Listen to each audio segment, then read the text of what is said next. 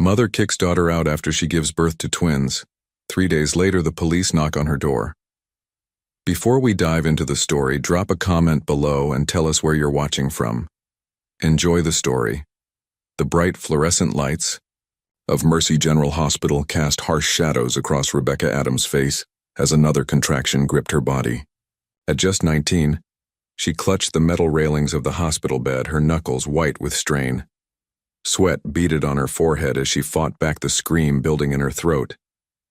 "You're doing great, Rebecca," encouraged Eleanor, the middle-aged nurse who hadn't left her side for the past 6 hours.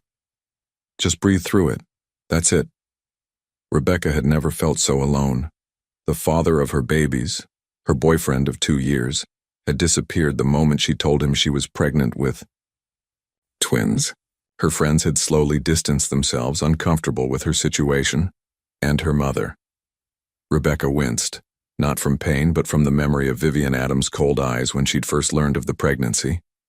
"I think it's time," Eleanor called to the doctor, who rushed in, followed by a team of medical staff. What followed was a blur of pain, voices, and finally, the miraculous sound of crying. First one, then another. "Congratulations," the doctor said, placing a tiny bundle wrapped in a blue blanket in her arms. "You have a healthy baby boy." Before Rebecca could process this miracle, a second baby, wrapped in pink, was placed beside her brother, and a beautiful baby girl, Eleanor added, tears glistening in her kind eyes. "Do you have names for them?" Rebecca looked down at their tiny faces, so perfect it made her heart ache. "Lucas and Lily," she whispered. Names she had chosen months ago during lonely nights when she'd talked to her growing belly, promising these children that she would give them everything she never had. Outside the delivery room, Nathan Parker walked briskly through the hospital corridor. At 35, the self-made millionaire was known for his business acumen and philanthropy. Today, he was visiting the pediatric ward to finalize a donation for new equipment. As he passed the maternity wing, the sound of babies crying caught his attention. Through the partially open door, he glimpsed a young woman holding twins, her face revealing both joy and unmistakable fear. Something about her vulnerability struck a chord deep within him, perhaps because he recognized the look of someone facing the world entirely alone. Later that afternoon, as Rebecca prepared to leave with her newborns, the hospital door opened to reveal Vivian Adams. At 53, she carried herself with rigid posture, her lips pressed into a thin line of disapproval. "Mother," Rebecca said softly, hope flickering briefly in her chest. Vivian's eyes swept over the twins without warmth. "Are you ready to go?" "Yes," Rebecca replied, carefully placing Lucas and Lily in the carrier the hospital had provided. "They're so beautiful, aren't they?" Her mother didn't answer, merely signing the discharge papers with quick, angry strokes. The drive home was shrouded in suffocating silence. Rebecca tried several times to engage her mother, pointing out Lily's tiny fingers or the way Lucas seemed to frown just like his grandmother. But Vivian stared straight ahead, her profile carved from stone. When they finally pulled into the driveway of the modest 2-story house where Rebecca had grown up, Vivian turned off the engine but didn't move. "To get out, I've given this a lot of thought," she said, her voice flat and emotionless.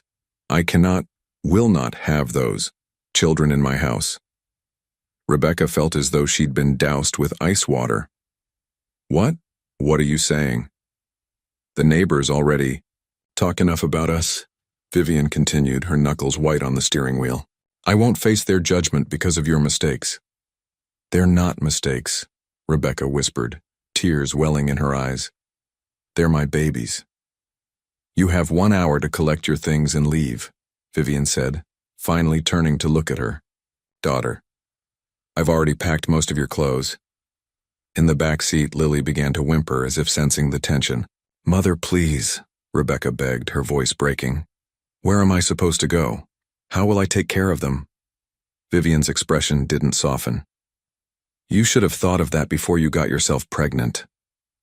As Rebecca looked into her mother's cold, unforgiving eyes, she realized with crushing certainty that there would be no changing her mind.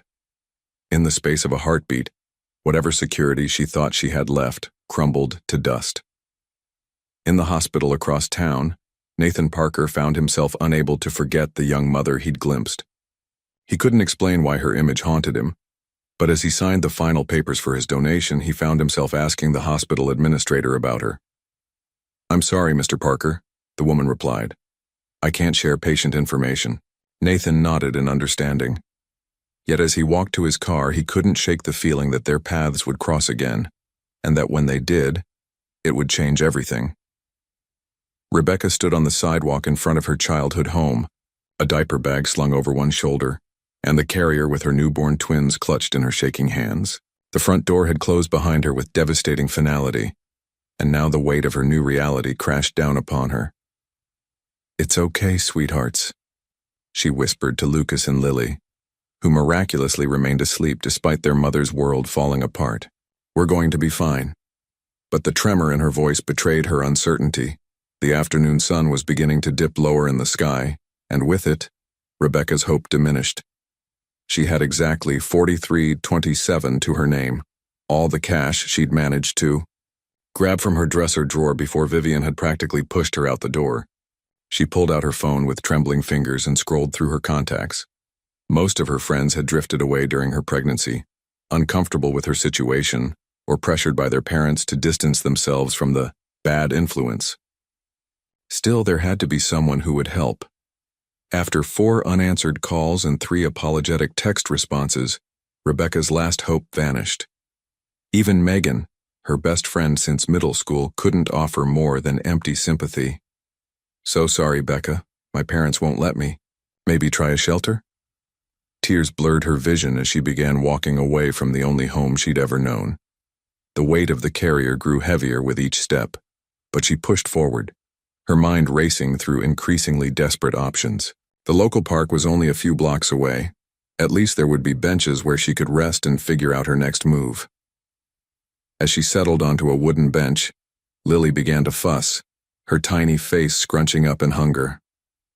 "I know, baby," Rebecca murmured, fumbling to prepare a bottle with the limited supplies she'd managed to pack. As she fed her daughter, an elderly woman with silver hair and kind eyes approached them. "What beautiful babies," the woman commented, sitting down at the far end of the bench. "Twins?" Rebecca nodded, trying to wipe away her tears before they were noticed. "Yes, Lucas and Lily. They're just 3 days old." "I'm Martha," the woman said, her eyes taking in Rebecca's hastily packed bags and the desperation she couldn't hide. "Are you all right, dear?" Something in Martha's gentle tone broke through the last of Rebecca's defenses. "No," she admitted, her voice cracking. "My mother kicked us out. I have nowhere to go and I don't know what to do." Martha's expression softened with compassion. "There's a community shelter on Oak Street that might have space for tonight. I volunteer there sometimes." She hesitated, then added, "I'd offer my own home, but my daughter and her family are visiting and there's simply no room." "The shelter would be wonderful," Rebecca said gratefully. "Thank you." As they walked together toward the shelter, Rebecca learned that Martha had been a kindergarten teacher for 40 years before retiring. "Children are precious gifts," she said, watching as Rebecca carefully adjusted the blanket around Lucas. "I've never understood how anyone could turn their back on their own." The shelter was a converted church basement with fluorescent lighting and the smell of industrial cleaner. A harried-looking woman at the front desk shook her head when they arrived. "We're technically full, but—" Her eyes fell on the sleeping twins. "We can make an exception for tonight. Just tonight, though. We have families waiting for beds." That night, lying on a narrow cot with her babies nestled beside her, Rebecca stared at the ceiling, tears silently tracking down her cheeks. The shelter was noisy, with other occupants coughing and shifting throughout the night. In the dim light, she studied her children's perfect faces. "I promise I'll figure this out," she whispered fiercely. "I won't let you down." Across town, Nathan Parker sat in his spacious penthouse office, the city lights twinkling below him. But his mind wasn't on the spectacular view or the contracts awaiting his signature. Instead, he kept seeing the young mother from the hospital, Something about her had struck a chord deep within him.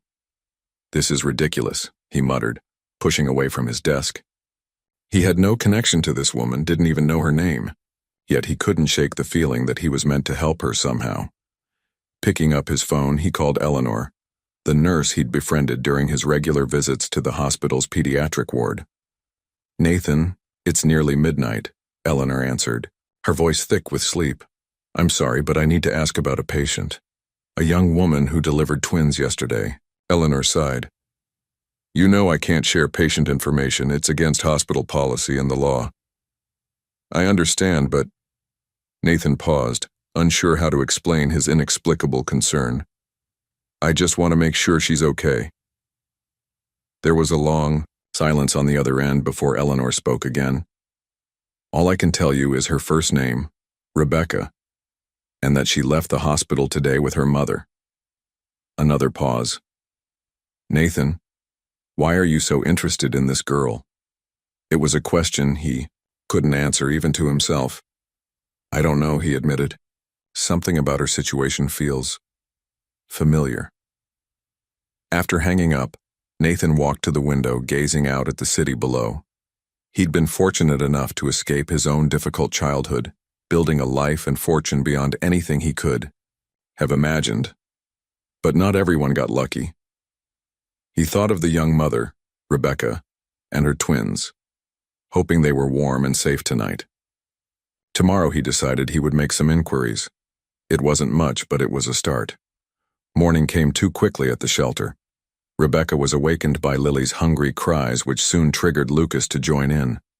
As she tended to them, the reality of her situation crashed over her anew. This was just the beginning of her struggle, and she had no idea where they would go when the shelter's doors closed behind them later that day. The thought terrified her, but as she looked down at her children, a fierce determination took root. Somehow she would find a way forward. For them. Little did she know that across town a man she'd never met was already setting events in motion that would change all of their lives forever. The morning light streamed through the tall windows of Nathan Parker's office, illuminating the man as he paced back and forth, phone pressed to his ear. His normally immaculate appearance showed subtle signs of strain, his tie slightly loosened, the shadow of stubble darkening his jaw. "I understand the privacy concerns, Dr. Mercer," Nathan said, his voice calm despite his growing frustration. "But I'm not asking for medical details. I just need to know if there's a way to help." He listened to the hospital administrator's polite but firm refusal, then ended the call with a sigh. 3 hours of phone calls had yielded nothing. The image of Rebecca and her newborns remained fixed in his mind, driving him to action even as he questioned his own unusual persistence. "Mr. Parker." His assistant, David, appeared in the doorway. "Your 10 o'clock was canceled, but Eleanor from Memorial Hospital is here. She doesn't have an appointment, but she insists on seeing you." Nathan straightened immediately. "Send her in." Eleanor Jenkins entered the office with the confident stride of someone who had spent decades navigating hospital hallways. At 58, her salt and pepper hair was pulled back in a practical bun, and her eyes carried the wisdom of someone who had witnessed countless moments of both joy and heartbreak. "I probably shouldn't be here," she began without preamble, "but I couldn't stop thinking about your call last night. Please sit down." Nathan gestured to the chair across from his desk. "I appreciate you coming." Eleanor settled into the chair, studying him carefully. "First, I need to understand why you're so invested in this young woman's situation. I've known you for 5 years, Nathan. You've donated millions to the pediatric ward, but you've never inquired about a specific patient before." Nathan leaned back, considering his words carefully. "When I was 16, my mother kicked me out," he said finally. "I was homeless for 8 months before a high school teacher found out and took me in. That man changed the trajectory of my life." Understanding softened Eleanor's expression. "And you see yourself in Rebecca's situation, except she has 2 newborns depending on her," Nathan replied. "I only had myself to worry about." Eleanor nodded, then reached into her purse and pulled out a small notepad. "I'm not giving you her personal information," she clarified. "But Yesterday I overheard something concerning. She explained how she had been checking on Rebecca before discharge when her mother arrived. From outside the room, Eleanor had heard Vivian telling Rebecca that she had one chance to get this right, and that she wouldn't tolerate any more embarrassment. The way she spoke to her daughter, Eleanor shook her head. It wasn't the voice of someone offering support. When they left, Rebecca looked terrified. Nathan absorbed this information, his concern deepening. Do you have any way of checking if she made it home safely? I could call for a welfare check, Eleanor suggested. Say I'm a concerned healthcare worker, which is true. Would you? Nathan asked. I just need to know she's okay, then I can put this whole thing out of my mind. But even as he said it, Nathan doubted his own words. Something told him this wasn't going to be that simple. While Nathan and Eleanor were discussing her fate, Rebecca was walking aimlessly through the city streets, the baby carrier feeling heavier with each step. The shelter had provided breakfast, but at 9 a.m., everyone had been required to leave until the evening check-in at 7 p.m. 10 hours to somehow get through with 2 newborns and nowhere to go. She found herself in a small park, settling on a bench beneath a shady tree. Lucas and Lily were miraculously sleeping, giving her a moment to think. She needed a job, a place to live, childcare. The list of impossibilities grew longer by the minute. This looks like a party, a cheerful voice interrupted her thoughts. Rebecca looked up to see a woman in her mid-30s with curly red hair and a friendly smile. Mind if I join you? Rebecca nodded, shifting slightly to make room. The woman sat down, immediately cooing at the sleeping twins. They're beautiful, she said. How old? Just 4 days, Rebecca replied, managing a small smile despite her exhaustion. Wow, you're fresh out of the hospital then. I'm Sophia, by the way. I own the cafe across the street. She pointed to a small storefront with a bright blue awning that read, Sophia's Place. I'm Rebecca. These are Lucas and Lily.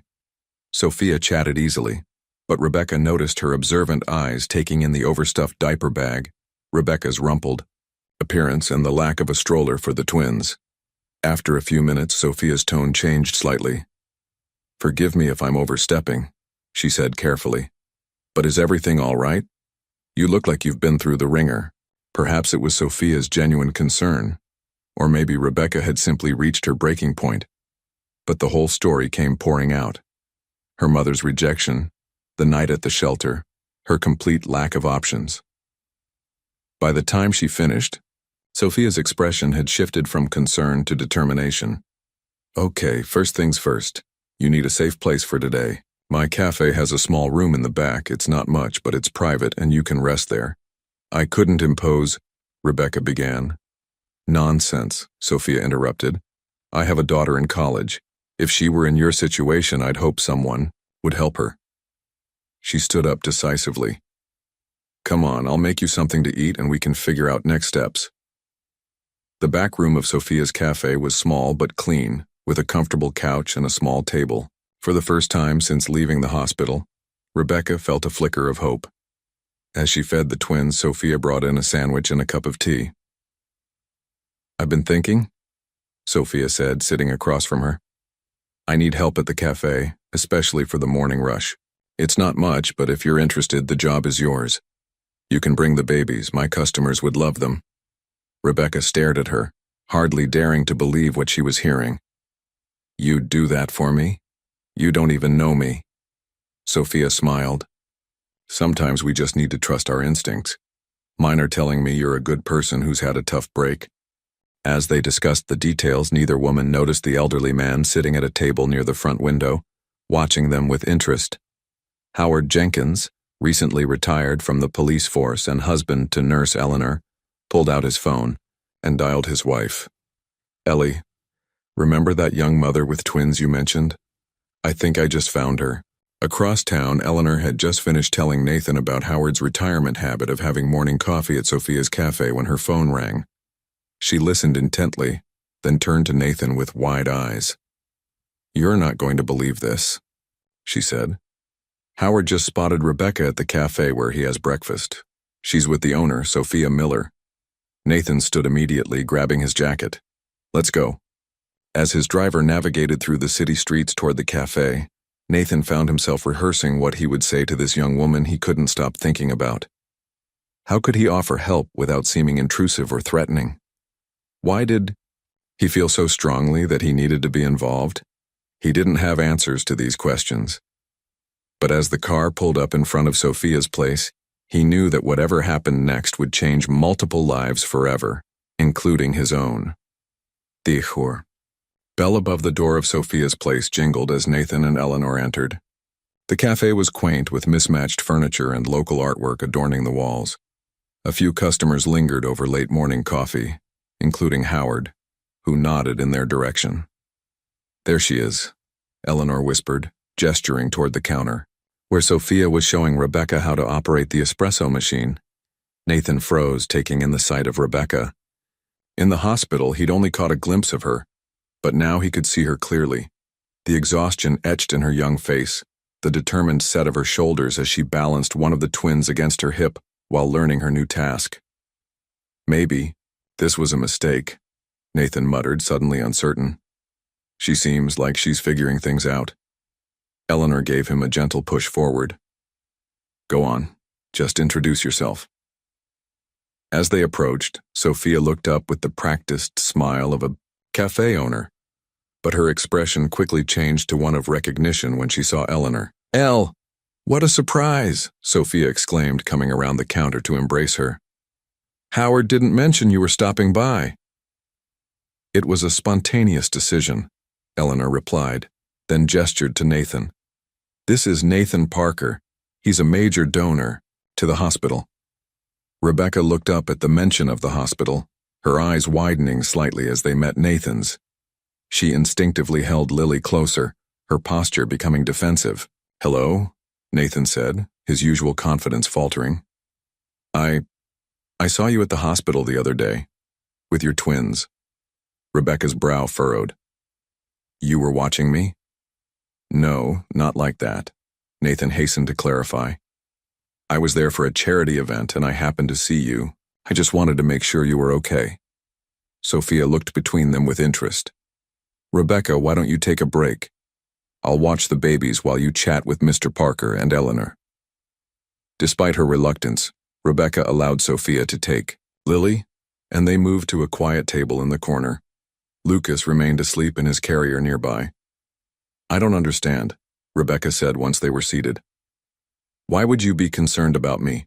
Nathan exchanged a glance with Eleanor before responding. "I grew up in difficult circumstances," he explained carefully. "When I saw you at the hospital, something about your situation reminded me of my own past." Rebecca's expression remained guarded. "So this is what, charity?" "Not exactly," Nathan replied. "Think of it as someone who's been through hardship, wanting to help another person facing their own challenges." Before Rebecca could respond, the cafe door burst open and a police officer entered, scanning the room until his eyes landed on their table. "Rebecca Adams?" he asked, approaching them. "Yes," Rebecca replied, her voice trembling. "I'm Officer James Cooper. We received a report concerning you and your children. Would you mind coming to the station to answer a few questions?" The color drained from Rebecca's face. "My babies, they can come too," Officer Cooper assured her, his tone gentler than his words. "This isn't an arrest, just a routine follow-up." Nathan stood. "I'm Nathan Parker, a friend of the family," he said with a confidence that surprised even himself. "May I ask what this is regarding?" "We received a complaint from Vivian Adams about her daughter and grandchildren," Officer Cooper explained.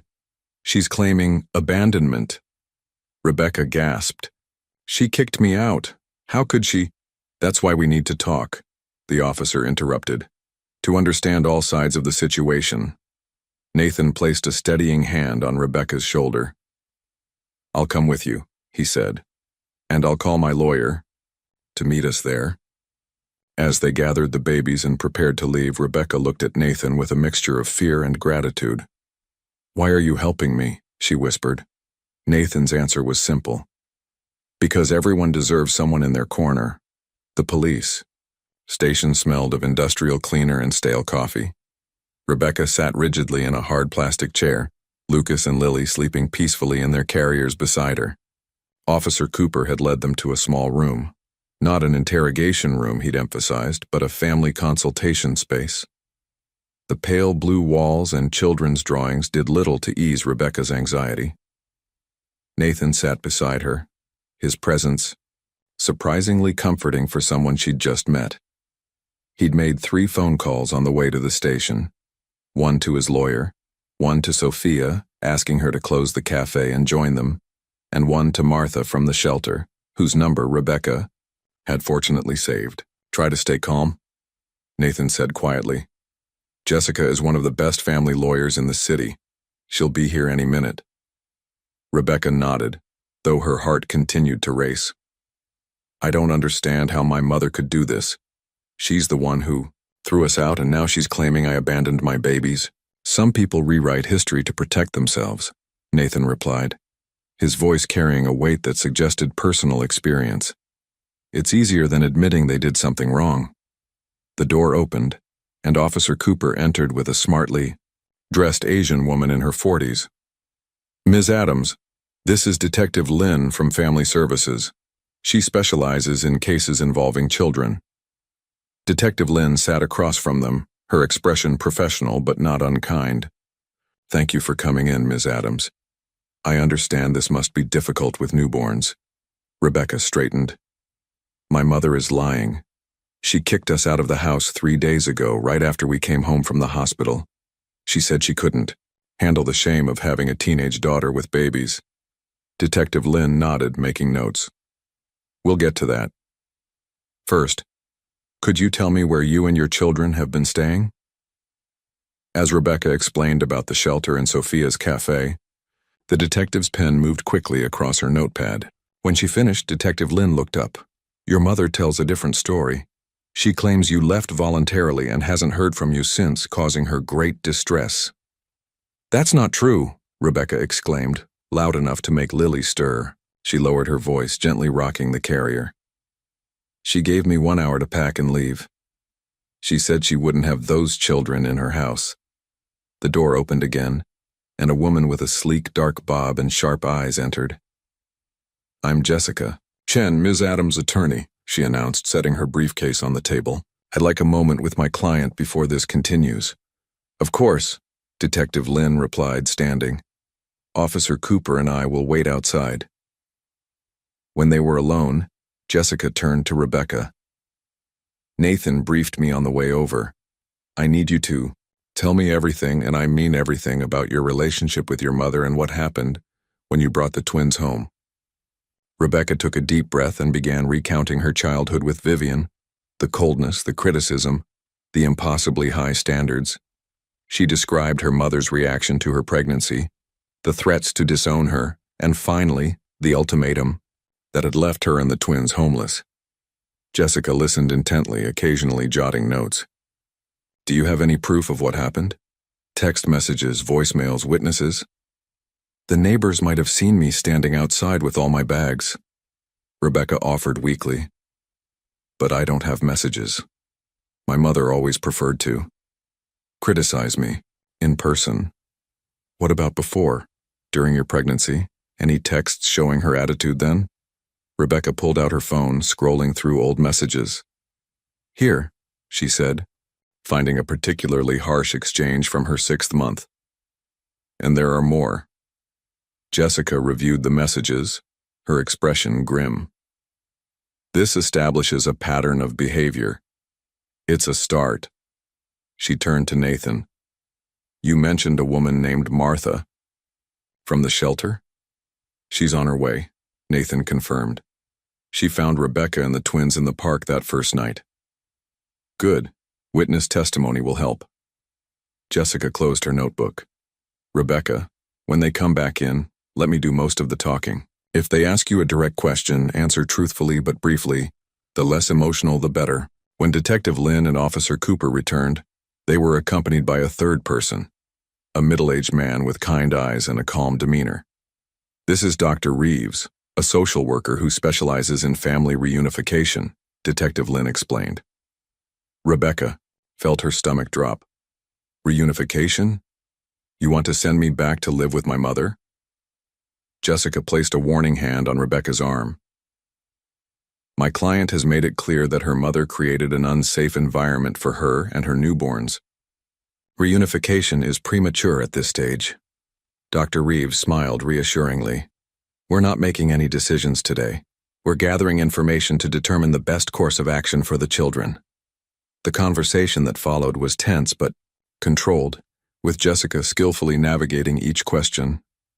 Martha arrived midway through, providing a first-hand account of finding Rebecca in the park, confirming her story of being kicked out. I've worked with struggling families for decades, Martha told them. I know the face of a young mother who's been abandoned by her support system. As the interview progressed, Officer Cooper was called away briefly. When he returned, his expression had shifted subtly. Detective Lynn, he said, may I speak with you outside? When they returned a few minutes later, the atmosphere in the room had changed. Detective Lynn sat down, her eyes now focused intently on Rebecca. Ms. Adams, we've just received some concerning information. Your mother has a history with family services that she failed to disclose. There were reports filed when you were in elementary school, allegations of neglect and emotional abuse. Rebecca blinked in surprise. I didn't know.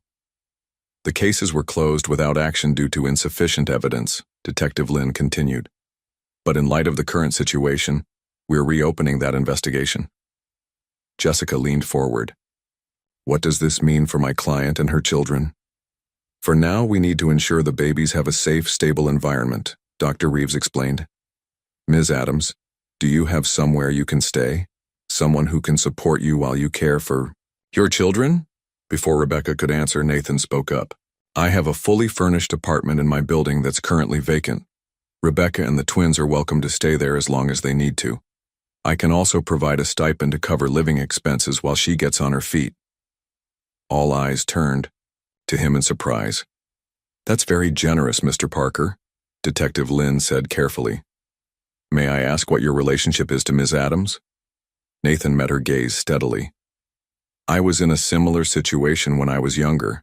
Someone helped me when I had nothing. I'm paying it forward. Dr. Reeves exchanged a glance with Detective Lynn.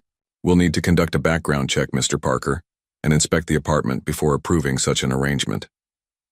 Of course, Nathan agreed. My assistant can arrange everything immediately. As they discussed the logistics, Rebecca stared at Nathan in disbelief. This stranger was offering her more support than her own mother ever had. Part of her wanted to refuse to prove she could manage on her own, but one look at her sleeping baby silenced that pride. This wasn't about her anymore. It was about giving Lucas and Lily the security they deserved. When the meeting finally concluded, it was decided that Rebecca and the twins would temporarily stay at a family shelter approved by Family Services until Nathan's apartment could be vetted. Jessica would begin the process of obtaining a restraining order against Vivian, and an investigation into the previous abuse allegations would be reopened.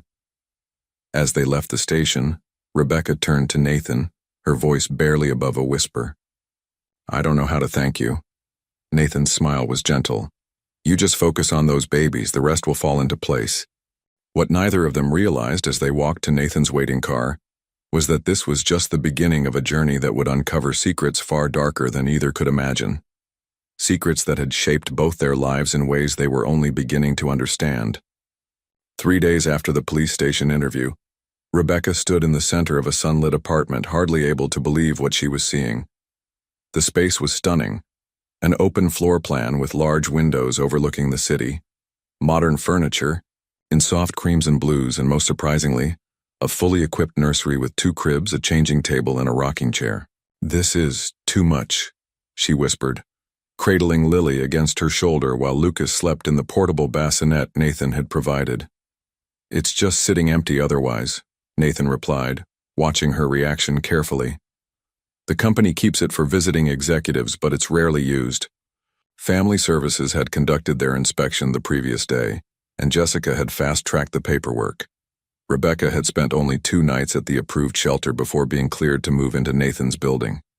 Even so, Rebecca said, turning to face him, I can't accept all this without giving something in return. I need to work. To pay rent.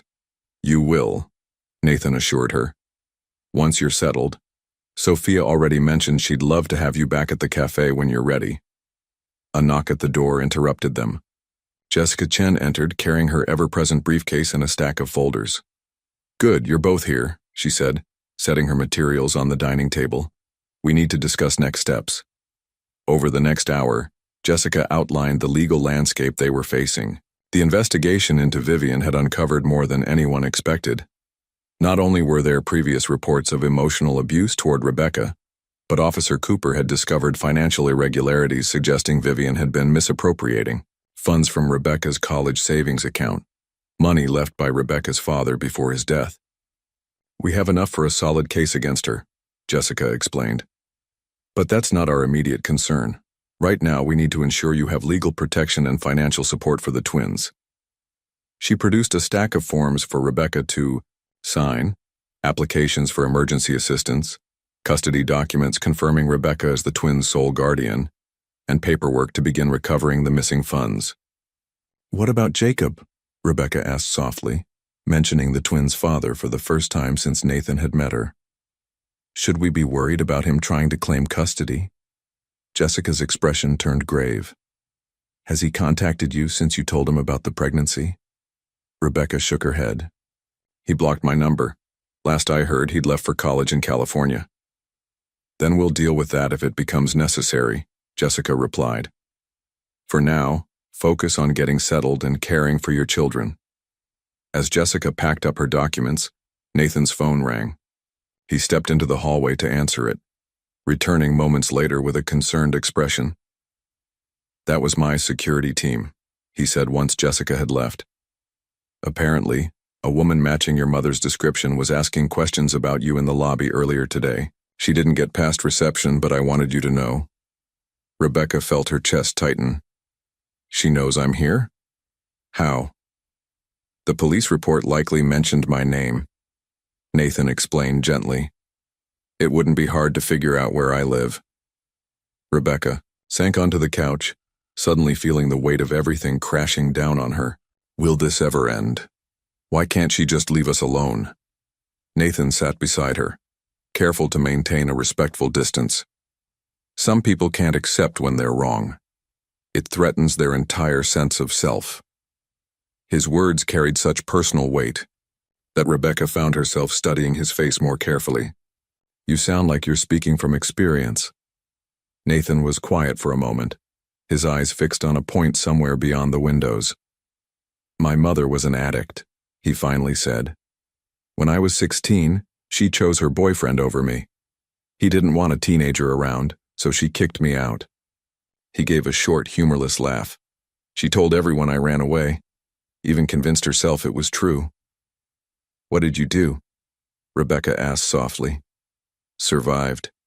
Slept in shelters when I could, under bridges when I couldn't. His expression softened. Then a teacher noticed I was wearing the same clothes every day.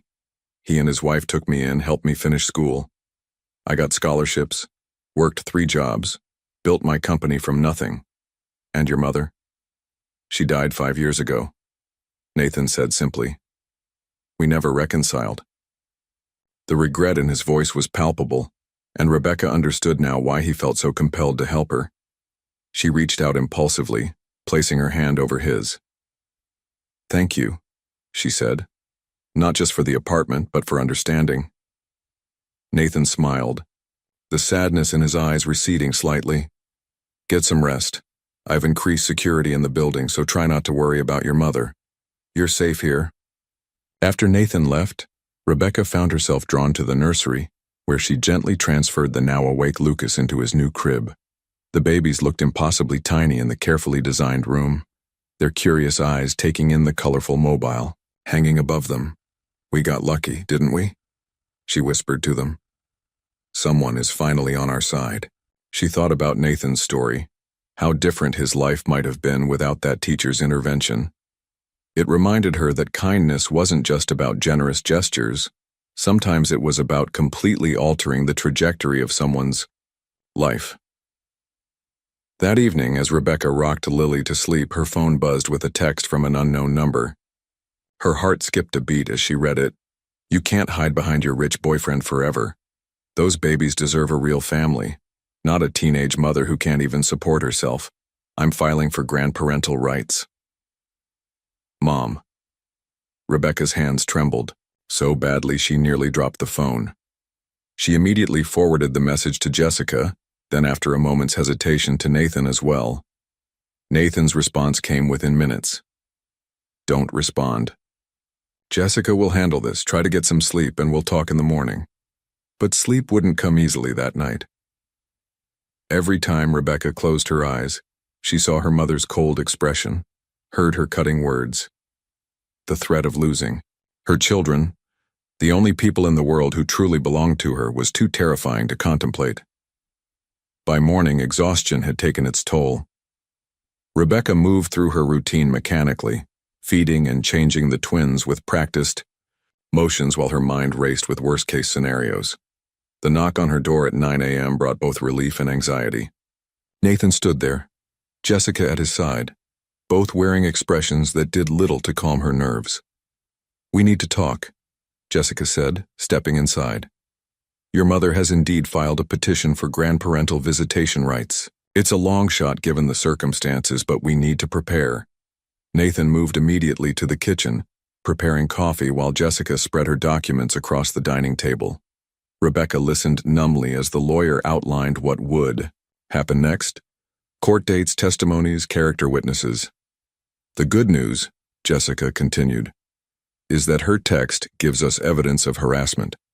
I've already filed for a temporary restraining order, which should be granted by the end of the day."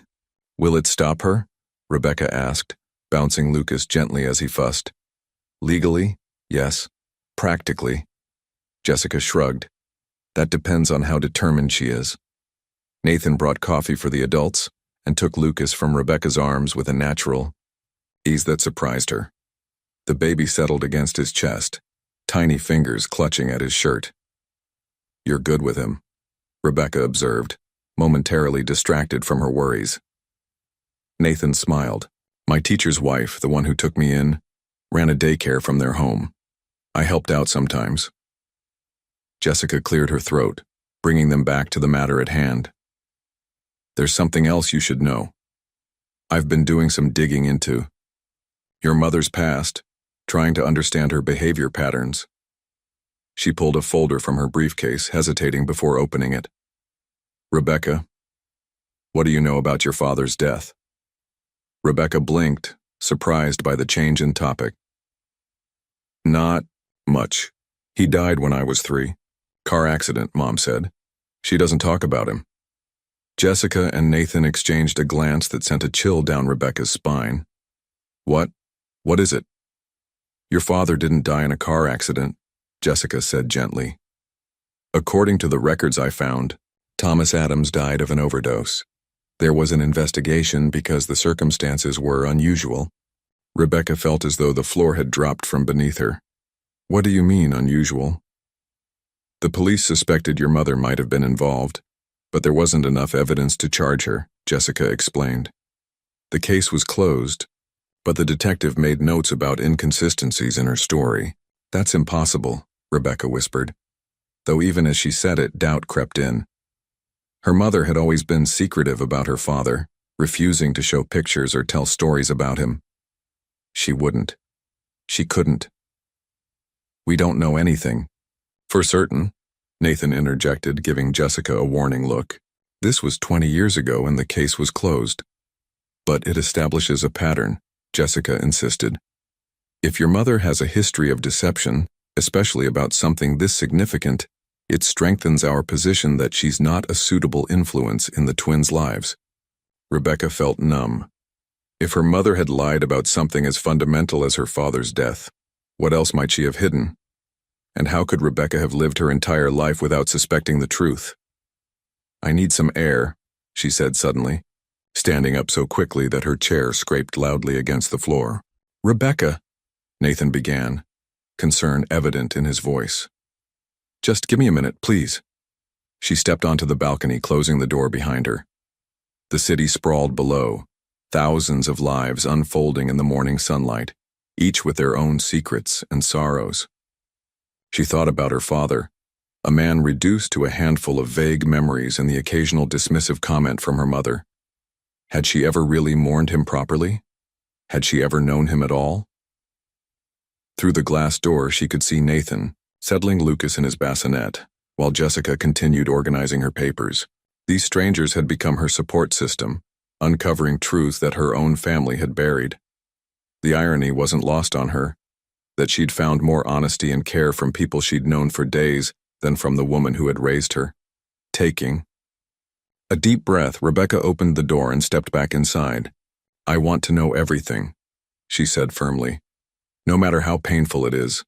If we're going to fight my mother, I need to understand what we're really up against." Nathan nodded, respect evident in his eyes. "Jessica has a friend in the police department who might be able to get us the original case files. It won't be easy to read," Jessica warned.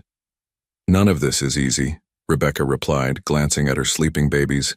"But they deserve a mother who isn't hiding from the truth, no matter how ugly it might be." As they resumed their discussion, planning their strategy against Vivian's legal maneuvers, Rebecca felt something shift inside her, a new resolve taking root.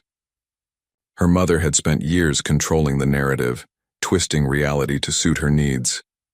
Now it was time for Rebecca to reclaim her own story.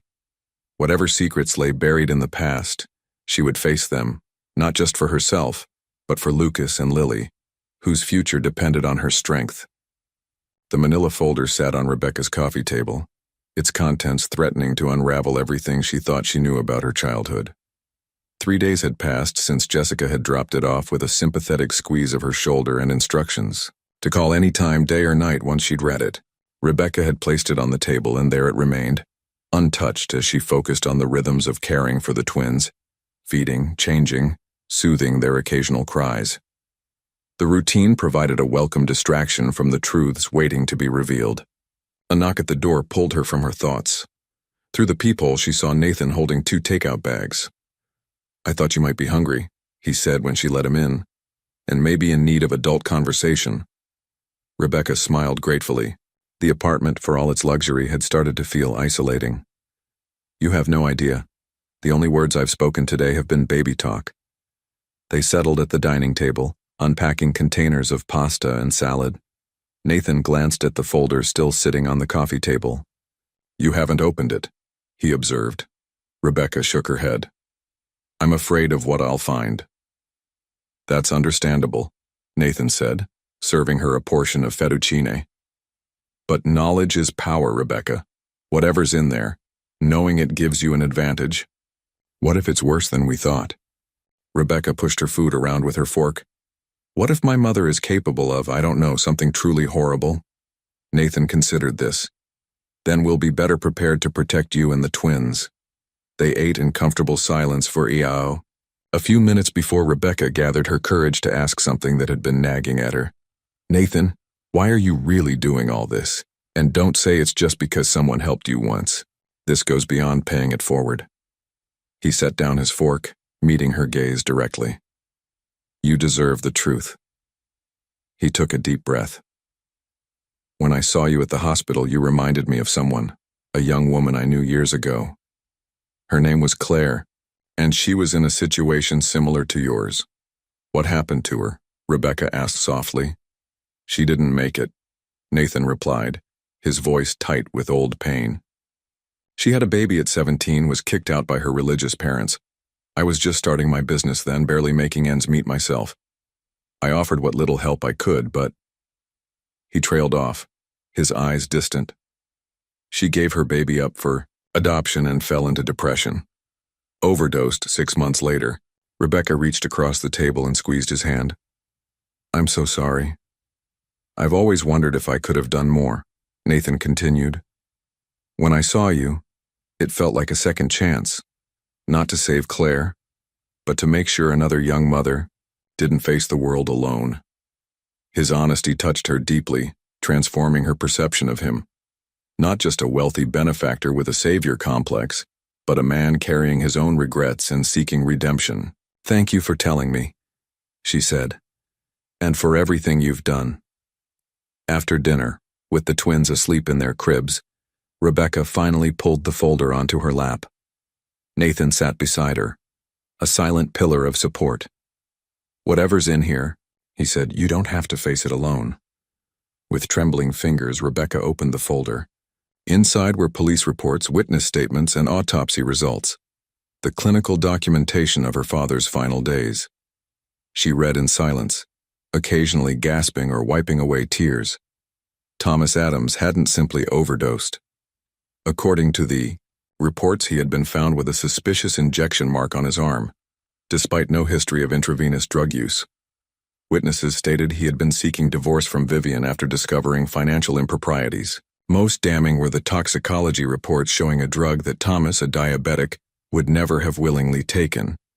But the investigation had stalled due to insufficient evidence and Vivian's airtight alibi provided by her brother, who claimed they were together the entire evening. "She got away with it," Rebecca whispered, the pages slipping from her fingers. "She killed my father and spent the next 16 years pretending to mourn him." Nathan gathered the scattered papers. The case was never officially closed, just inactive. With new evidence, it could be reopened. What new evidence? This happened 17 years ago. Before Nathan could respond, his phone rang. He checked the screen, frowning. "It's Jessica. At this hour, it must be important." The call was brief but clearly disturbing. Nathan's expression darkened as he listened, and when he hung up, he immediately moved to check that the apartment door was locked. "What is it?" Rebecca asked, fear creeping into her voice. "Your mother has escalated things," Nathan explained, returning to the couch. "Jessica just got word that Vivian is claiming I'm an unfit influence, that I've inappropriately inserted myself into your life, and am keeping you from your family." Rebecca's face flushed with anger. "That's ridiculous. You've done nothing but help us." "It gets worse," Nathan continued grimly. "She's found Jacob." The room seemed to tilt around Rebecca. "Jacob? The twins' father? How?" "We don't know. But according to Jessica's source, Vivian approached him at his college in California, convinced him to fly back, and is now pushing him to file for partial custody." Rebecca felt physically ill. Jacob had wanted nothing to do with the pregnancy, had told her explicitly to take care of it before blocking her number. Now he was back in the picture, potentially able to claim rights to Lucas and Lily. "He doesn't care about them," she whispered. "He never did." "Money can be a powerful motivator," Nathan said, "and if your mother has access to your father's estate or your college fund." Rebecca stood abruptly, moving to the nursery door to check on the twins. They slept peacefully, unaware of the storm gathering around them. How could she protect them from this new threat? "What do we do?" she asked, returning to Nathan. "Jessica is filing emergency motions in the morning to block any custody claims until paternity is established, and Jacob's fitness as a parent can be evaluated. That will buy us some time." Rebecca nodded, though the legal maneuvers felt abstract compared to the visceral fear of losing her children. "And my mother? The file, what she did to my father?" "That's trickier," Nathan admitted. "The evidence is circumstantial, and the statute of limitations may apply to some aspects. But Jessica thinks it's worth taking to the district attorney, especially given Vivian's current actions." Rebecca's mind raced, connecting the past to the present with horrifying clarity. If she could do that to my father, what might she do to the twins? Or to me? Nathan moved closer, his expression grave. "That's my concern as well. I think we need to increase security measures, at least until the legal situation stabilizes." "What kind of measures?" "A security team for the building, monitored access to this floor, and," he hesitated, "it might be wise to have someone stay here with you at least for a few days." Under normal circumstances, Rebecca might have balked at the suggestion, proud of her independence despite her youth. But the contents of the folder had shaken her to her core, revealing a mother capable of far worse than she'd imagined. "Would you stay?" she asked, surprising herself with the request. "I know it's a lot to ask, but I'd feel safer with you here." Nathan's expression softened. Of course, I'll take the couch. As they prepared for the uncertain night ahead, Rebecca found herself glancing repeatedly at her sleeping babies. Everything she'd learned today about her father, about Nathan's past, about Jacob's return, had raised the stakes in this fight. But it had also strengthened her resolve. These tiny lives depended on her courage. And for the first time, she wasn't standing alone against the darkness of her mother's manipulation. She had allies now, Nathan, Jessica, even Eleanor and Sophia, people who saw her worth and recognized Vivian's toxicity. Tomorrow would bring new challenges, but tonight, Rebecca allowed herself to take comfort in that simple truth. She was no longer alone. Morning light filtered through the curtains as Rebecca woke to the unfamiliar sound of someone moving quietly in her kitchen. For a split second, panic gripped her before she remembered. Nathan had stayed the night, sleeping on the couch to ease her fears after yesterday's revelations. She checked on the twins, both miraculously still asleep, then padded into the living room. Nathan stood at the stove, his suit jacket draped over a dining chair, shirt sleeves rolled up as he flipped pancakes. "You cook too?" she asked, stifling a yawn. Nathan turned, a spatula in hand and a slight smile on his face. "One of the first skills Mrs. Reynolds taught me when she took me in. Said no one should reach adulthood without knowing how to feed themselves properly." Rebecca smiled at the image of teenage Nathan learning to cook from his teacher's wife. These glimpses into his past helped her understand the man who had become her unexpected champion. "Coffee?" he offered, gesturing to a freshly brewed pot. "Please. The twins actually let me sleep for 4 hours straight, which feels like a miracle." They ate breakfast in companionable silence until Nathan's phone buzzed. He checked it, his expression turning serious. "Jessica's already at the courthouse. She's filing the emergency motions we discussed." Rebecca set down her fork, appetite vanishing. "Do you think it will work? Can they really block Jacob from seeing the twins?" "Not indefinitely," Nathan replied honestly. "But we can establish conditions, supervised visitation, parenting classes, child support requirements. If he's only doing this for your mother's money, those hurdles might discourage him." The mention of her mother brought back the contents of the folder in vivid detail. Rebecca had tossed and turned half the night, her dreams filled with fragmented memories of her father now colored by the knowledge of his likely murder. "I keep thinking about my father," she admitted. "Trying to remember him, but the memories are so faint. I was only 3 when he died." She looked up at Nathan, her eyes filled with sorrow. "She stole him from me twice, first his life, then his memory." Nathan reached across the table, briefly covering her hand with his. "I know this is difficult, but focus on the present right now. The twins need you centered and clear-headed." As if on cue, Lily's cries echoed from the nursery, soon joined by Lucas. Rebecca sighed. "Duty calls." Nathan checked his watch. "I need to head to the office for a few hours. Jessica's sending someone from her firm to stay with you until I get back." "I don't need a babysitter," Rebecca protested automatically.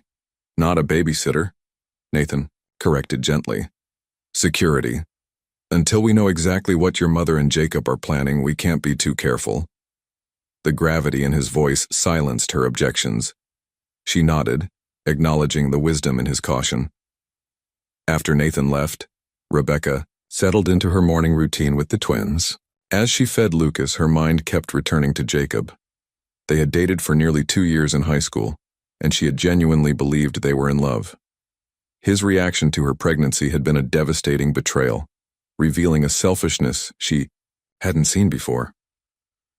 What would he be like now, she wondered, as a reluctant father pulled into this situation by her manipulative mother. The thought of him anywhere near her babies made her skin crawl. A knock at the door interrupted her thoughts. Through the peephole, she saw a young man in a crisp suit, his ID badge clearly visible. Jessica had mentioned sending David, one of her junior associates, to keep watch while Nathan was out. "Ms. Adams," he greeted her professionally after she opened the door. "I'm David Lynn from Chen Legal. Jessica sent me to provide some assistance today." Rebecca stepped aside to let him in, noting his resemblance to Jessica. They shared the same sharp, observant eyes.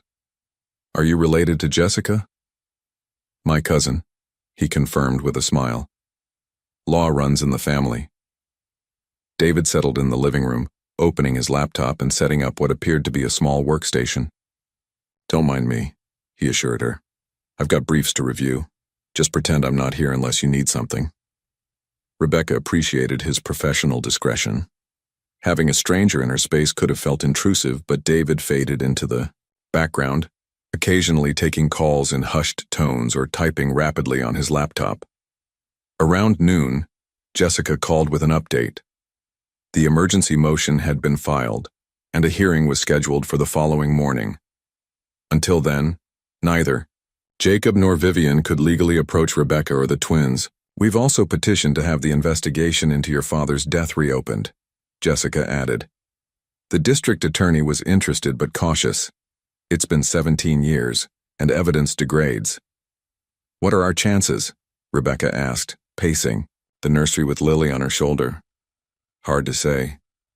But bringing it to light puts pressure on your mother, shows her we're willing to dig into the past. That alone might make her reconsider her current course. After ending the call, Rebecca felt restless. The apartment, despite its spaciousness, suddenly seemed confining. She approached David, who looked up from his work. I need some air, she said. Would it be possible to take the twins for a short walk? There's a little park just down the block.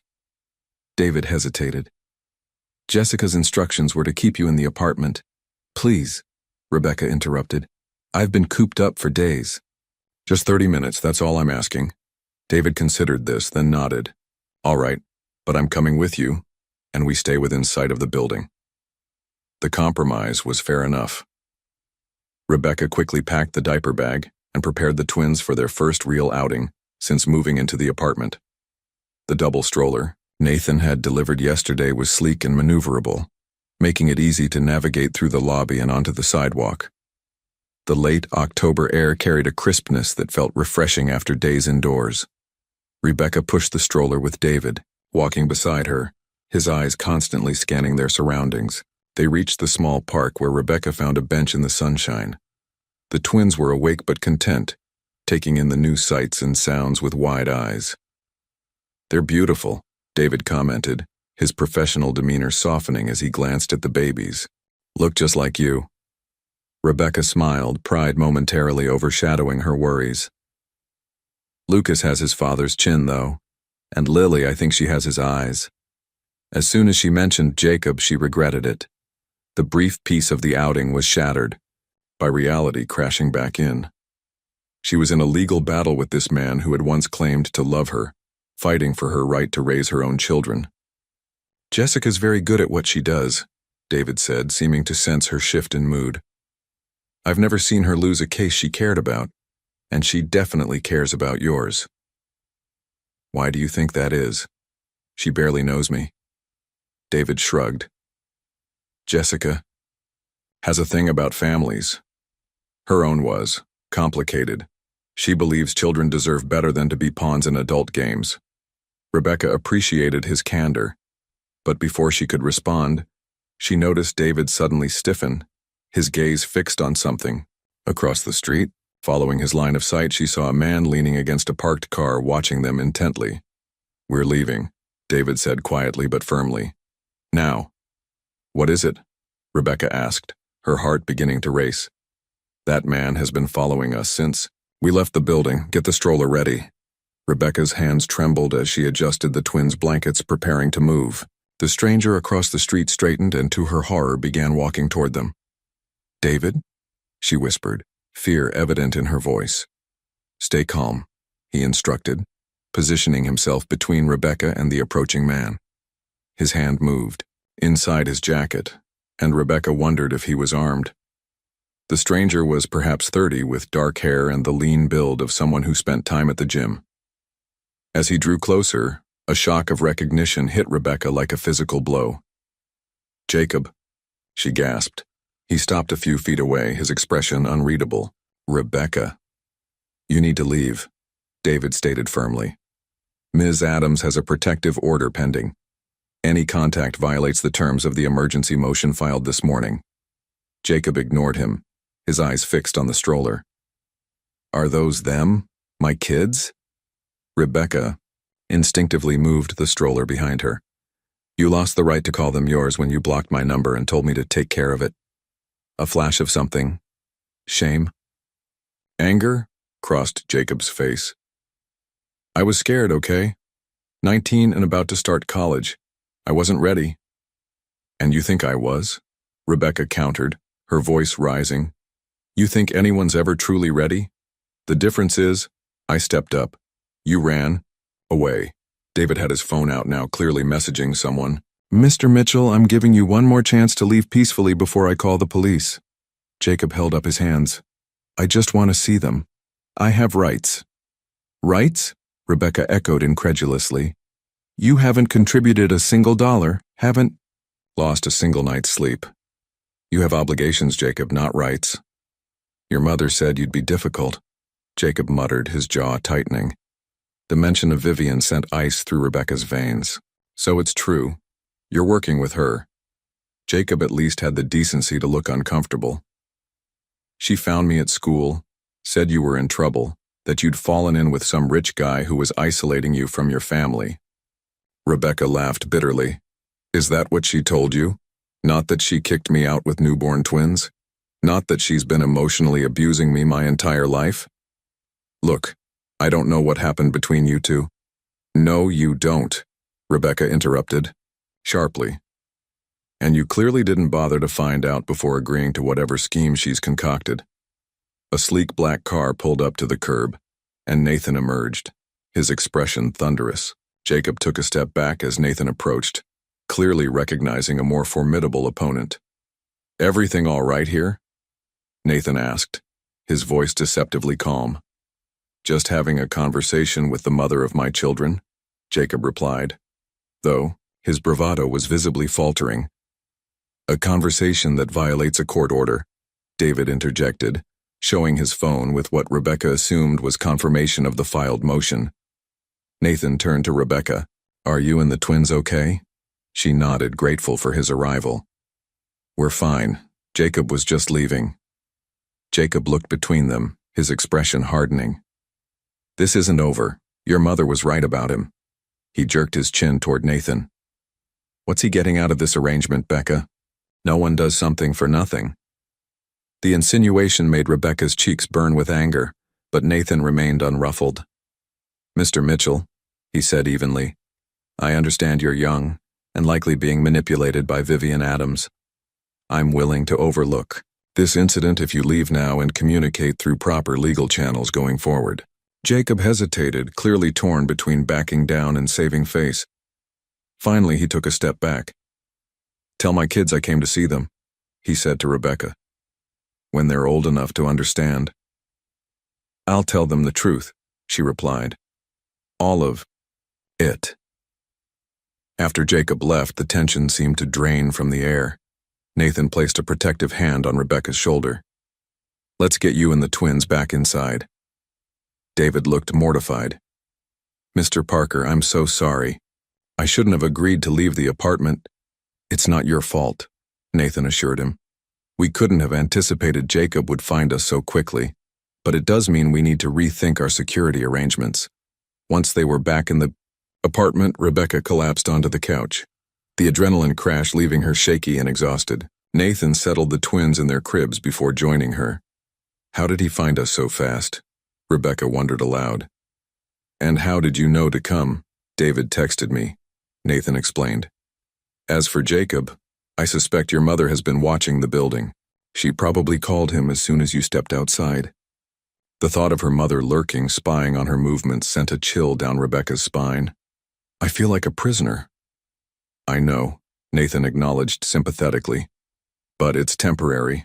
Once the legal proceedings are underway, we'll have more protections in place. Rebecca turned to face him, suddenly needing to address what Jacob had implied. Why are you doing all this? Really? And don't give me the line about Claire or paying it forward. Nathan considered her question carefully before responding. Those reasons are true, but not complete. He paused, gathering his thoughts. The day I saw you in the hospital, something just clicked. I can't explain it rationally, I just knew I needed to help you. But why? You're successful, handsome, could be dating models or whoever you wanted. Instead, you're babysitting a teenage mother and her drama. Nathan smiled slightly at her characterization. First, you're hardly a typical teenager. You've shown more maturity and strength than most adults I know. His expression grew more serious. And second, perhaps what I want isn't what society expects me to want. There was something in his gaze, a warmth that made Rebecca's heart flutter unexpectedly. The moment stretched between them, charged with unspoken possibility. The ringing of Nathan's phone broke the tension. Jessica's name flashed on the screen, and he answered immediately, placing it on speaker. "We have a problem," Jessica said without preamble. "Jacob just filed for emergency custody, claiming Nathan is an unstable influence with inappropriate interests in Rebecca and the twins. He's requesting an immediate hearing." Rebecca felt the blood drain from her face. "He can't do that. He just showed up today for the first time. He's claiming he's been trying to see them but was prevented by Nathan's interference," Jessica continued grimly. "It's all lies, but it complicates things. The judge has scheduled a hearing for tomorrow morning. Both of you need to be there." After Jessica hung up, Rebecca buried her face in her hands. "This is a nightmare. How can they get away with these lies?" Nathan moved closer, gently pulling her hands away from her face. "Look at me, Rebecca. We're going to fight this and we're going to win. Jacob just showed his hand and it's weaker than he thinks." "How can you be so sure?" "Because truth has power," Nathan said firmly. "Your mother and Jacob are building their case on lies. All we need to do is show the judge who they really are." Rebecca wanted desperately to believe him, but fear still gnawed at her. "And if we lose? If the judge believes them?" Nathan's expression was resolute. "That won't happen, but even if the worst occurred, we would appeal, fight harder. I promise. You, Rebecca, I will not let anyone take your children from you." The conviction in his voice was like a lifeline in a stormy sea. Rebecca clung to it, needing to believe that good could triumph over the web of deceit her mother was weaving. Tomorrow would bring their first real battle in court. But tonight, with Nathan's steadfast presence beside her, Rebecca allowed herself to hope that the truth might indeed be enough to protect the fragile new family she was fighting so desperately to preserve. The county courthouse loomed before them, its stone facade imposing against the clear morning sky. Rebecca clutched the twins' diaper bag with white knuckles as she stared up at the building. Lucas and Lily were with Eleanor, who had volunteered to watch them during the hearing after learning of Jacob's custody petition. "Deep breaths," Nathan murmured beside her. He looked impeccable in a charcoal suit, every inch the successful businessman. Rebecca felt childish by comparison in her borrowed maternity dress, the nicest thing she owned but still clearly not designed for court appearances. Jessica waited at the top of the steps, elegant in a tailored navy suit, tablet in hand, and an expression of focused determination on her face. "Ready?" she asked as they approached. "Judge Harriet Monroe is presiding. She's fair but traditional, believes children need both parents whenever possible." Rebecca's heart sank. "So she'll automatically side with Jacob?" "Not automatically," Jessica corrected. "But we need to be prepared for her to weigh his claim seriously regardless of his previous absence." Inside, the courthouse bustled with activity. As they followed Jessica down a marble hallway, Rebecca caught sight of them. Jacob and her mother huddled together with a gray-haired man in an expensive suit. Vivian looked up at the same moment, her eyes locking with Rebecca's. The coldness there made Rebecca shiver. Not anger or even hatred, but something worse, a calculated emptiness, as if Rebecca were merely an obstacle to be removed. "Don't engage," Jessica whispered, gently guiding Rebecca past them into the courtroom. The hearing began promptly at 9:00 a.m. Judge Monroe, a stern-faced woman in her 60s with steel-gray hair, called the court to order.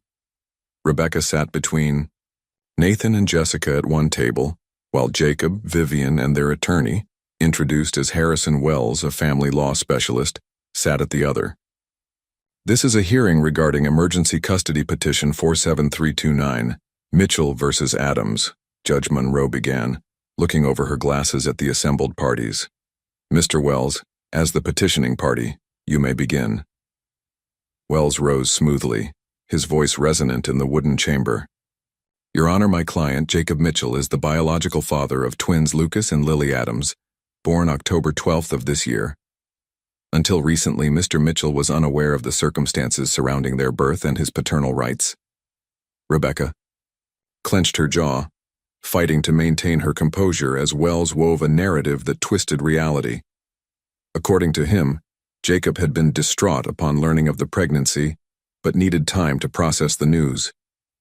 He claimed Jacob had attempted to reconnect with Rebecca multiple times, but was thwarted by her new relationship with Nathan Parker, a man with concerning influence over the teenage mother. Mr. Mitchell seeks emergency custody not to separate the children from their mother, Wells concluded, but to ensure they are raised in a healthy, appropriate environment away from Mr. Parker's undue influence. Jessica squeezed Rebecca's arm gently, a reminder to stay calm as the attorney continued painting Nathan as a predatory figure who had isolated Rebecca from her family. When it was Jessica's turn, she approached the bench with cool confidence. Your Honor, the narrative presented by opposing counsel bears little resemblance to reality, she began. Rebecca Adams was abandoned, first by Jacob Mitchell, who explicitly denied paternity and blocked all contact when informed of the pregnancy, and then by her mother, Vivian Adams, who expelled her from the family home 3 days after she gave birth. She presented the court with screenshots of Jacob's text messages to Rebecca, including the damning "take care of it" message and his subsequent blocking of her number. She submitted affidavits from Martha from the shelter and Sophia from the Ear Cafe, both testifying to finding Rebecca homeless with newborn twins. As for Nathan Parker, Jessica continued, his involvement came after Rebecca had already been abandoned. He offered temporary housing and financial support with no strings attached, the kind of community support that our society should applaud, not demonize. Judge Monroe listened intently, occasionally making notes. Ms. Chen, can you address Mr. Mitchell's concerns about the nature of Ms. Adams' relationship with Mr. Parker? He is significantly older and in a position of financial power over her. Rebecca felt heat rise to her cheeks at the implication. Your Honor, there is no romantic relationship between Ms. Adams and Mr. Parker, Jessica stated firmly. His support is humanitarian in nature. Mr. Parker was himself homeless as a teenager and has dedicated significant resources to helping vulnerable youth through his foundation. The judge turned her attention to Jacob. Mr. Mitchell, you claim to have attempted contact with Ms. Adams prior to the birth. Can you provide evidence of these attempts? Jacob shifted uncomfortably. They were phone calls, Your Honor. I don't have records. From a blocked number, Jessica interjected. Because Ms. Adams's phone records show no incoming calls from Mr. Mitchell's number in the past 9 months, Wells quickly intervened. Your Honor, my client was understandably nervous about the situation. His communication methods may have been imperfect, but his intention to be involved is sincere. Judge Monroe's expression remained neutral. And, Ms. Adams, what are your thoughts on Mr. Mitchell's sudden interest in fatherhood? Rebecca stood, her legs trembling slightly. Your Honor, Jacob made it very clear he wanted nothing to do with me or the pregnancy. He hasn't contributed a single dollar to their care, hasn't lost a minute of sleep, hasn't changed a single diaper. Her voice grew stronger as she continued. He only appeared after my mother found him and convinced him to file for custody. This isn't about his desire to be a father. It's about my mother's desire to control me. That's a serious accusation, Judge Monroe noted. Do you have evidence of this collusion? Your Honor, Jessica intervened. We have reason to believe Vivian Adams is using Jacob Mitchell as a proxy to gain access to the children after being denied contact due to concerns about her treatment of Ms. Adams. She then presented the police reports regarding Rebecca's childhood, the investigation into Thomas Adams's suspicious death, and the recent text messages from Vivian that constituted harassment. As these documents were reviewed, Rebecca noticed her mother's composure slipping. Vivian's knuckles had turned white where she gripped the table and a muscle twitched in her jaw. "Ms. Adams," Judge Monroe addressed Vivian directly. "These allegations concerning your late husband's death are disturbing. Would you care to respond?" Vivian straightened, her voice cold and controlled. "That investigation was closed years ago, Your Honor. I fail to see its relevance to my grandchildren's welfare today." "The relevance," Jessica countered, "is pattern of behavior. If Ms. Adams was capable of such actions then, how can we trust her involvement with vulnerable infants now?" The courtroom fell silent as Judge Monroe reviewed the documents before her. Rebecca held her breath, unable to read the judge's expression. "I've heard enough for today," Judge Monroe finally declared. "This case requires more thorough consideration than an emergency hearing allows. I'm denying the emergency petition for custody change but ordering a full custody evaluation before making any permanent rulings." Relief flooded through Rebecca, though it was tempered by the judge's next words. "Until the evaluation is complete, primary physical custody remains with Ms. Adams. However, I am granting Mr. Mitchell supervised visitation rights, 2 hours twice weekly, at the County Family Center. Additionally, all parties are to refrain from making disparaging comments about each other in the presence of the children." The judge fixed her gaze on Nathan. "Mr. Parker, while your assistance to Ms. Adams appears well-intentioned, this court is concerned about the appearance of impropriety.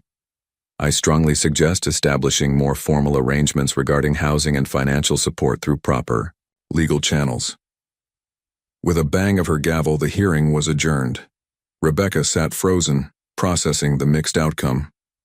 They had won the immediate battle. The twins would remain with her. But Jacob had gained visitation rights, and the judge had cast a shadow over Nathan's support. Outside the courtroom, Jessica attempted to put a positive spin on the ruling. "This is actually good news. We've maintained primary custody, and supervised visitation is the safest option. If Jacob must be involved at all. But the judge thinks Nathan's a predator," Rebecca said miserably. "Not a predator," Jessica corrected. "She's concerned about the informal nature of the arrangement, which is easily addressed. We'll draw up proper documentation for the apartment and stipend." Nathan had been unusually quiet since leaving the courtroom.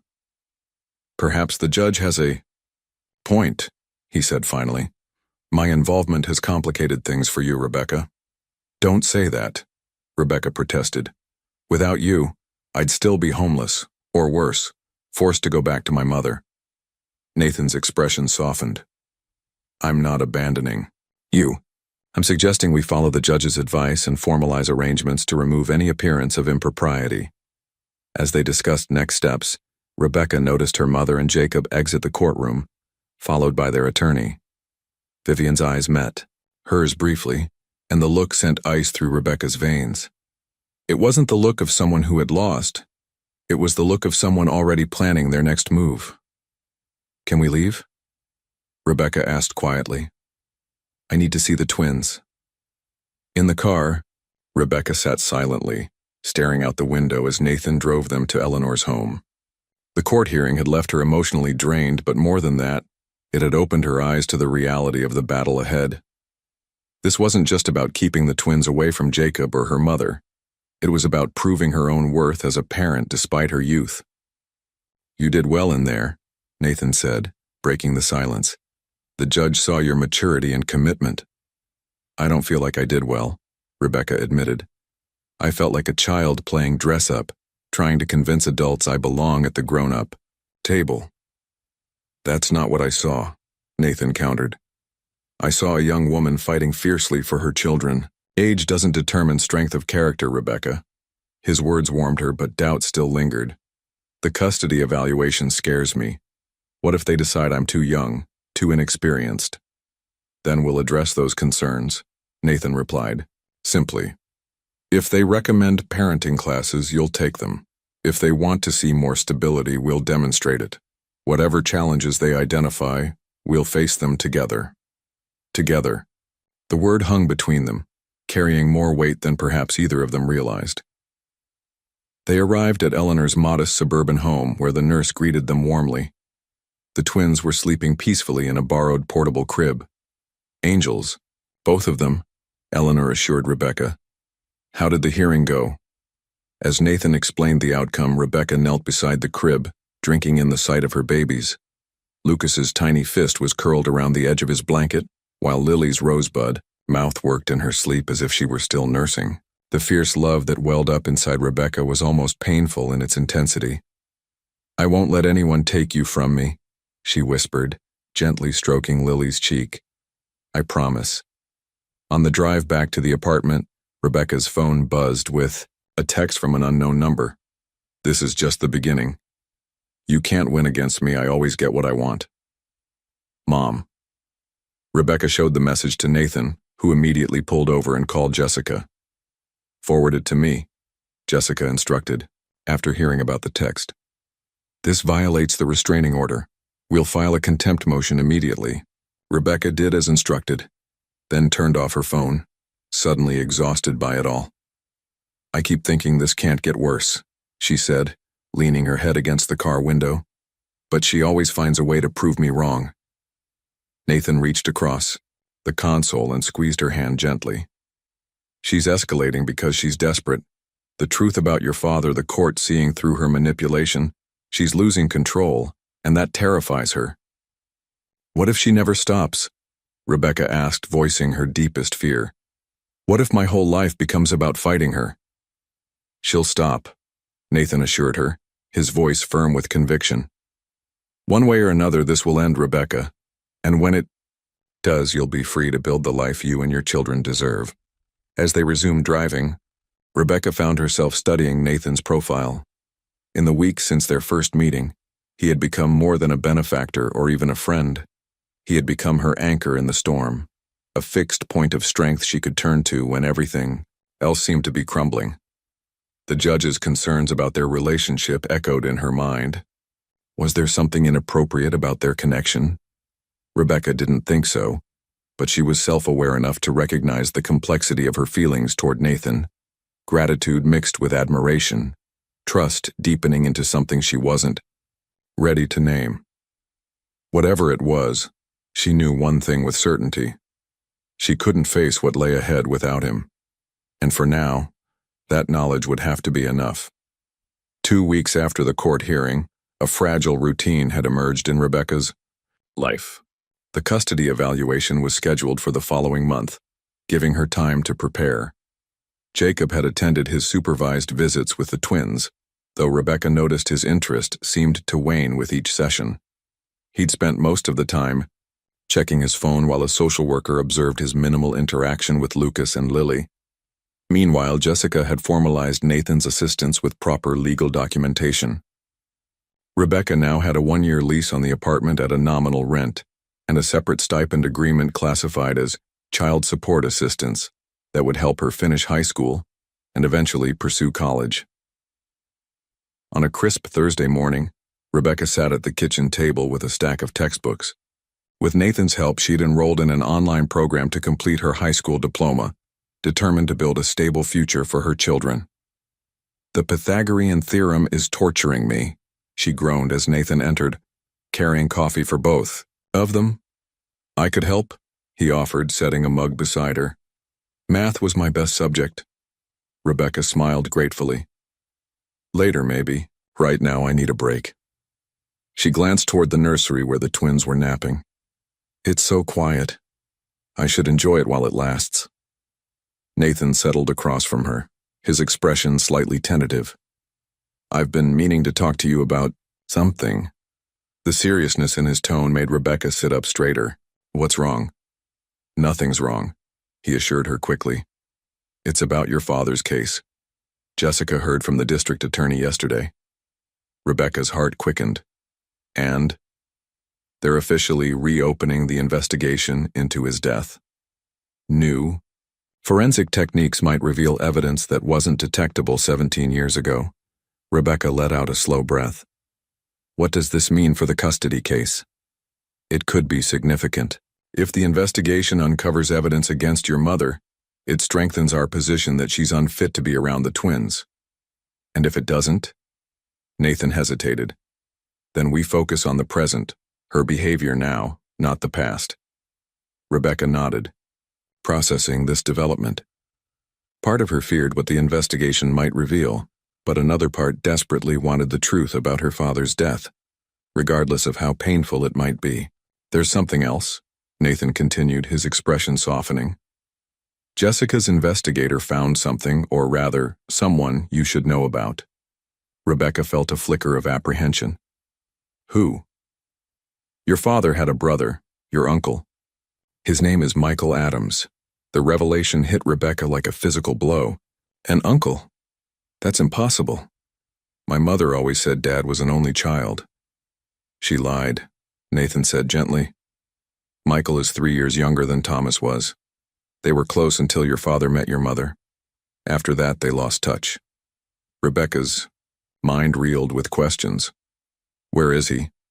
Why didn't he ever contact me?" "He lives in Seattle. And according to what we've learned, he tried to reach out after your father died, but your mother blocked him, told him you wanted nothing to do with your father's family." Anger flashed through Rebecca, hot and sudden. Another connection stolen from her by her mother's manipulation. Another lie added to the foundation of her life. "Does he know about me now? About the twins?" Nathan nodded. "Jessica contacted him. He was shocked to learn about your situation. He wants to meet you but understands if you're not ready." Rebecca stood, too agitated to remain seated. "My entire life has been built on lies. Every time I think I've discovered the full extent of her deception, there's more." Nathan rose and approached her cautiously. "I know this is overwhelming." "Overwhelming?" Rebecca laughed bitterly. "That doesn't begin to cover it. I have an uncle I never knew existed. My father was murdered. My mother is trying to steal my children." She wrapped her arms around herself, suddenly feeling very young and lost. "Who am I supposed to be in all this, Nathan? The grieving daughter, the long-lost niece, the teenage mother fighting for her babies?" Without hesitation, Nathan closed the distance between them, drawing her into a gentle embrace. "You're Rebecca," he said softly against her hair. Strong, resilient Rebecca who's surviving despite everything thrown at her. She allowed herself to lean into his warmth, drawing comfort from his steady presence. The boundaries between them had blurred over these weeks of shared crisis, developing into something neither of them had named, but both felt growing stronger each day. "What if I want to meet him?" she whispered. "My uncle. Then we'll arrange." Nathan replied simply. Rebecca pulled back slightly, looking up at him. "We?" A slight flush colored Nathan's cheeks. "I just meant I'm here to help, however you need me." The tenderness in his eyes made Rebecca's heart flutter. For a brief moment, she wondered what would happen if she stood on her tiptoes and closed the small gap between them. The thought both thrilled and terrified her. The moment was broken by Lily's cry from the nursery, followed quickly by Lucas joining in. Rebecca stepped back, the spell shattered by reality's intrusion. "I should check on them," she said, her voice slightly breathless. Nathan nodded, his expression unreadable. "Of course." As Rebecca tended to the twins, her mind swirled with everything she'd learned, an uncle she never knew existed, a reopened investigation into her father's murder, and feelings for Nathan that were becoming increasingly difficult to ignore.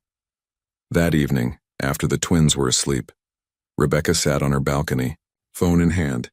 Jessica had sent Michael Adams contact information, and after hours of internal debate, Rebecca had decided to reach out. Her finger hovered over the call button, doubts assailing her. What if he wasn't what she hoped? What if he was just another disappointment, another person who would eventually let her down? A soft knock at the balcony door interrupted her thoughts. Nathan stood there, 2 mugs of tea in hand. "Thought you might need this," he said, offering her one. "It's getting cold out here." Rebecca accepted the tea gratefully. "I was about to call him. My uncle." Nathan sat in the chair beside her. "Would you like privacy?" She shook her head. "Would you stay? Please." He nodded, and his presence gave her the courage to press the call button. The phone rang several times before a deep voice answered. "Hello?" Rebecca's throat tightened. "Is this Michael Adams?" Yes, who's calling? My name is Rebecca Adams. I'm Thomas's daughter. There was a sharp intake of breath on the other end. Rebecca? I can't believe it's really you. The emotion in his voice was so genuine that tears sprang to Rebecca's eyes. It's me. I just found out about you today. Oh, Rebecca. Michael's voice broke slightly. I've thought about you so many times over the years. Your father was my best friend, not just my brother. When he died, the conversation flowed more easily than Rebecca had expected. Michael told her stories about her father, his kindness, his quick wit, his love for Rebecca that had been the center of his world. They had been close until Vivian came between them, isolating Thomas from his family. She was always controlling, Michael explained. But Thomas loved her, at least at first. By the time he realized how toxic she was, you were already born. He was planning to leave her, to seek custody of you. That's why she killed him, Rebecca whispered, the truth finally. Crystallizing in her mind, Michael's silence spoke volumes. The police could never prove it, he finally said. But yes, I've always believed she was responsible.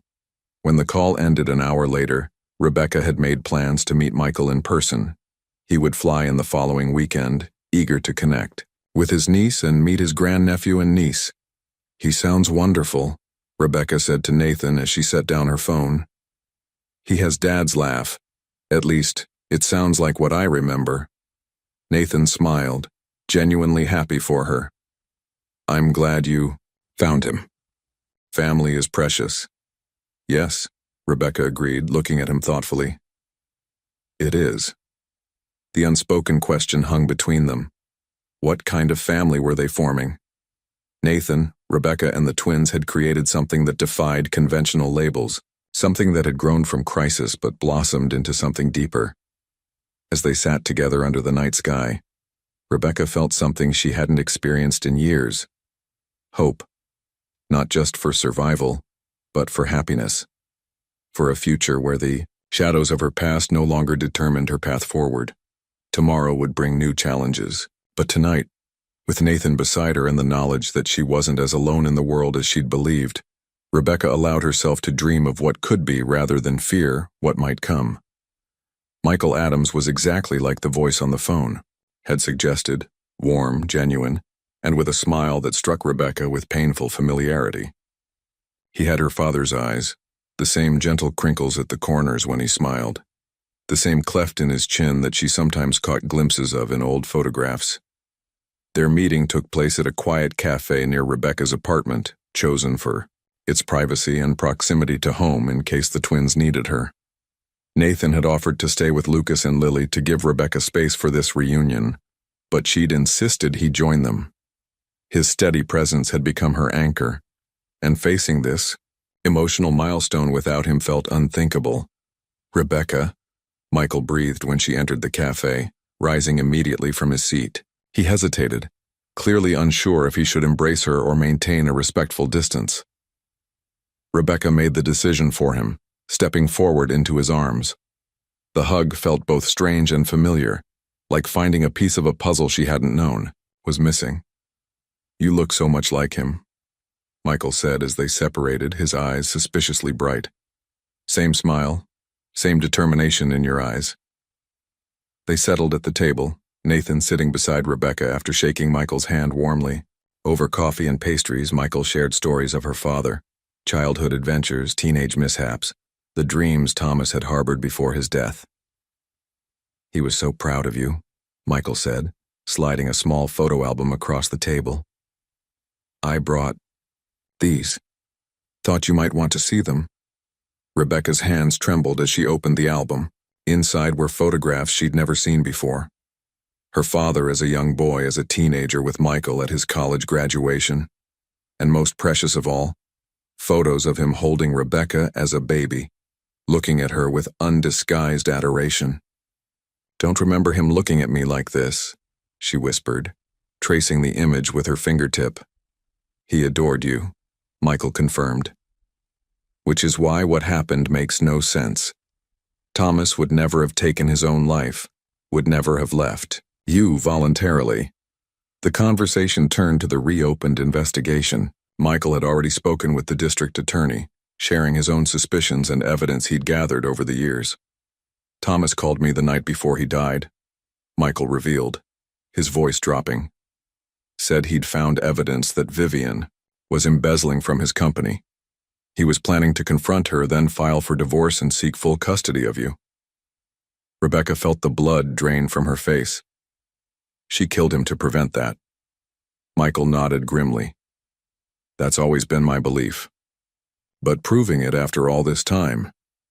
They're trying, Nathan interjected. Forensic technology has advanced considerably. They're re-examining evidence using methods that weren't available 17 years ago. As their conversation continued, Rebecca found herself studying her uncle, searching for more connections to the father she barely remembered. Michael was a software engineer, unmarried but in a long-term relationship with a man named David, passionate about environmental causes, all details that painted a picture of the extended family she might have had. I should have tried harder to find you, Michael said, regret evident in his voice. After the funeral, Vivian blocked every attempt, changed your phone numbers, returned my letters. Eventually, I hired a private investigator, but by then she'd gotten a restraining order against me based on false allegations. Rebecca's jaw dropped. What kind of allegations? Michael shifted uncomfortably. She claimed I was unstable, that I blamed you for Thomas's death and had threatened you. None of it was true, but the court granted the order. It expired years ago, but by then I'd lost track of where you were. The familiar pattern of her mother's manipulation sent anger coursing through Rebecca. How many relationships had Vivian poisoned? How many connections had she severed to maintain her control? She can't keep us apart anymore, Rebecca said firmly, reaching for Michael's hand. I want you to meet the twins. They should know their great uncle. Michael's face lit up. I'd love that. They made plans for Michael to visit the apartment the following day. As they were preparing to leave, Michael pulled a small box from his jacket pocket. I've been saving this, he said, placing it in Rebecca's hands. It was Thomas's. He'd want you to have it. Inside the box was a simple silver pocket watch, its face yellowed with age, but still ticking steadily. Engraved on the back were the words, "Time reveals truth." It was our grandfather's, Michael explained. Thomas carried it every day, said it reminded him that no matter how difficult things seemed, time would eventually bring clarity. Rebecca clutched the watch, this tangible connection to the father she'd lost, tears spilling down her cheeks. Thank you, she whispered. Back at the apartment, as Nathan prepared lunch while Rebecca fed the twins, she found herself watching him with a new perspective.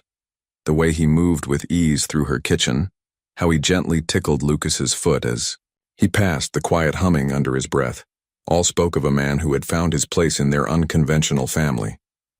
Thank you for coming today, she said as he set a sandwich before her. Having you there made it easier. Nathan smiled, that warm expression that never failed to make her heart flutter. I wouldn't have missed it. Michael seems like a good man. He is, Rebecca agreed. It's strange. Learning about my father through his eyes makes me feel like I've found a part of myself I didn't know was missing. Family connections are powerful, Nathan observed, sitting across from her, even when they've been dormant for years. Rebecca thought about that as she ate, about the family she'd been born into, the one she was creating with her children, and the found family that had formed around her in the past months. Nathan, Jessica, Eleanor, Sophia, and now Michael. People who had chosen to stand by her when her own mother had cast her aside. Later that afternoon, while the twins napped, Rebecca's phone rang with an unfamiliar number. Thinking it might be Michael, she answered without hesitation. Rebecca Adams? An unfamiliar male voice, formal and slightly hesitant. Yes, this is she. This is Detective Wilson from the county prosecutor's office. I'm calling about the Thomas Adams case. Rebecca sat up straighter, her pulse quickening. Yes? We've uncovered some new evidence we'd like to discuss with you. Would you be available to come to our office tomorrow morning? Of course, Rebecca replied. Can you tell me what kind of evidence? The detective paused. I'd prefer to discuss it in person. It's sensitive in nature. After arranging the details, Rebecca sat with the phone in her hand, mind racing. New evidence. After 17 years, were they finally going to learn the truth about her father's death? She called Nathan, immediately needing to share this development. He answered on the first ring. The prosecutor's office called, she told him, words tumbling out rapidly. They've found something about my father's case. I'll clear my morning schedule, Nathan responded without hesitation. What time should I pick you up? The easy way he inserted himself into her plans. His automatic assumption that she would want him there filled Rebecca with a warmth that had become increasingly familiar. In the weeks since the court hearing, they had fallen into a comfortable partnership, not quite defined yet undeniably intimate in ways that transcended physical boundaries. She thought about the watch Michael had given her. Time reveals truth. Perhaps it applied not just to her father's case, but to her own heart as well. That evening, as Nathan prepared to leave after helping put the twins to bed, Rebecca found herself reluctant to say goodbye. They stood at her door, that now familiar current of unspoken feelings flowing between them. I keep thinking about what Michael said, she ventured, about my father planning to leave my mother to protect me from her. Nathan nodded, understanding in his eyes. He must have been very brave, and very much in love with you. I wonder if he knew what would happen, Rebecca continued softly. If he knew the risk he was taking. I think, Nathan said carefully, that there are some things worth risking everything for. The weight of his words hung in the air between them. They both knew he wasn't just talking about her father anymore. Rebecca took a step closer, her heart hammering in her chest. Nathan. For a breathless moment, it seemed he might close the remaining distance between them. Instead, he gently brushed a strand of hair from her face, his touch feather-light. Get some rest, he said softly. Tomorrow will be difficult. You'll need your strength. As the door closed behind him, Rebecca leaned against it, conflicting, emotions swirling through her. Disappointment mingled with understanding, desire tempered by the knowledge that the timing wasn't right. Not yet. Not with so much still unresolved. But as she prepared for bed, her father's watch ticking steadily on her nightstand, Rebecca found herself smiling. Some things were worth waiting for. And in the morning, perhaps they would finally uncover the truth about her father's death. The first step toward the justice he deserved and the freedom she desperately sought for herself and her children. Little did she know that the evidence waiting at the prosecutor's office would shake the very foundation of everything she thought she knew about her family, revealing secrets far darker than even her worst fears had imagined. The prosecutor's office was housed in a modern glass building downtown, its sterile corridors and muted color scheme designed to convey authority and neutrality. Rebecca sat stiffly in an uncomfortable chair, hands clasped tightly in her lap as she waited for Detective Wilson. Nathan sat beside her, a reassuring presence in his tailored suit. It'll be all right, he said quietly, noticing her tension. Rebecca managed a tight smile. I keep telling myself I want the truth no matter what. But now that I'm here. It's natural to be afraid, Nathan assured her. Whatever they found, we'll face it together. Before Rebecca could respond, the door opened and a middle-aged man with salt and pepper hair entered, followed by a younger woman carrying a file folder. Ms. Adams, I'm Detective Wilson. This is Assistant District Attorney Laura Mendez. He gestured to the woman beside him. Thank you for coming in.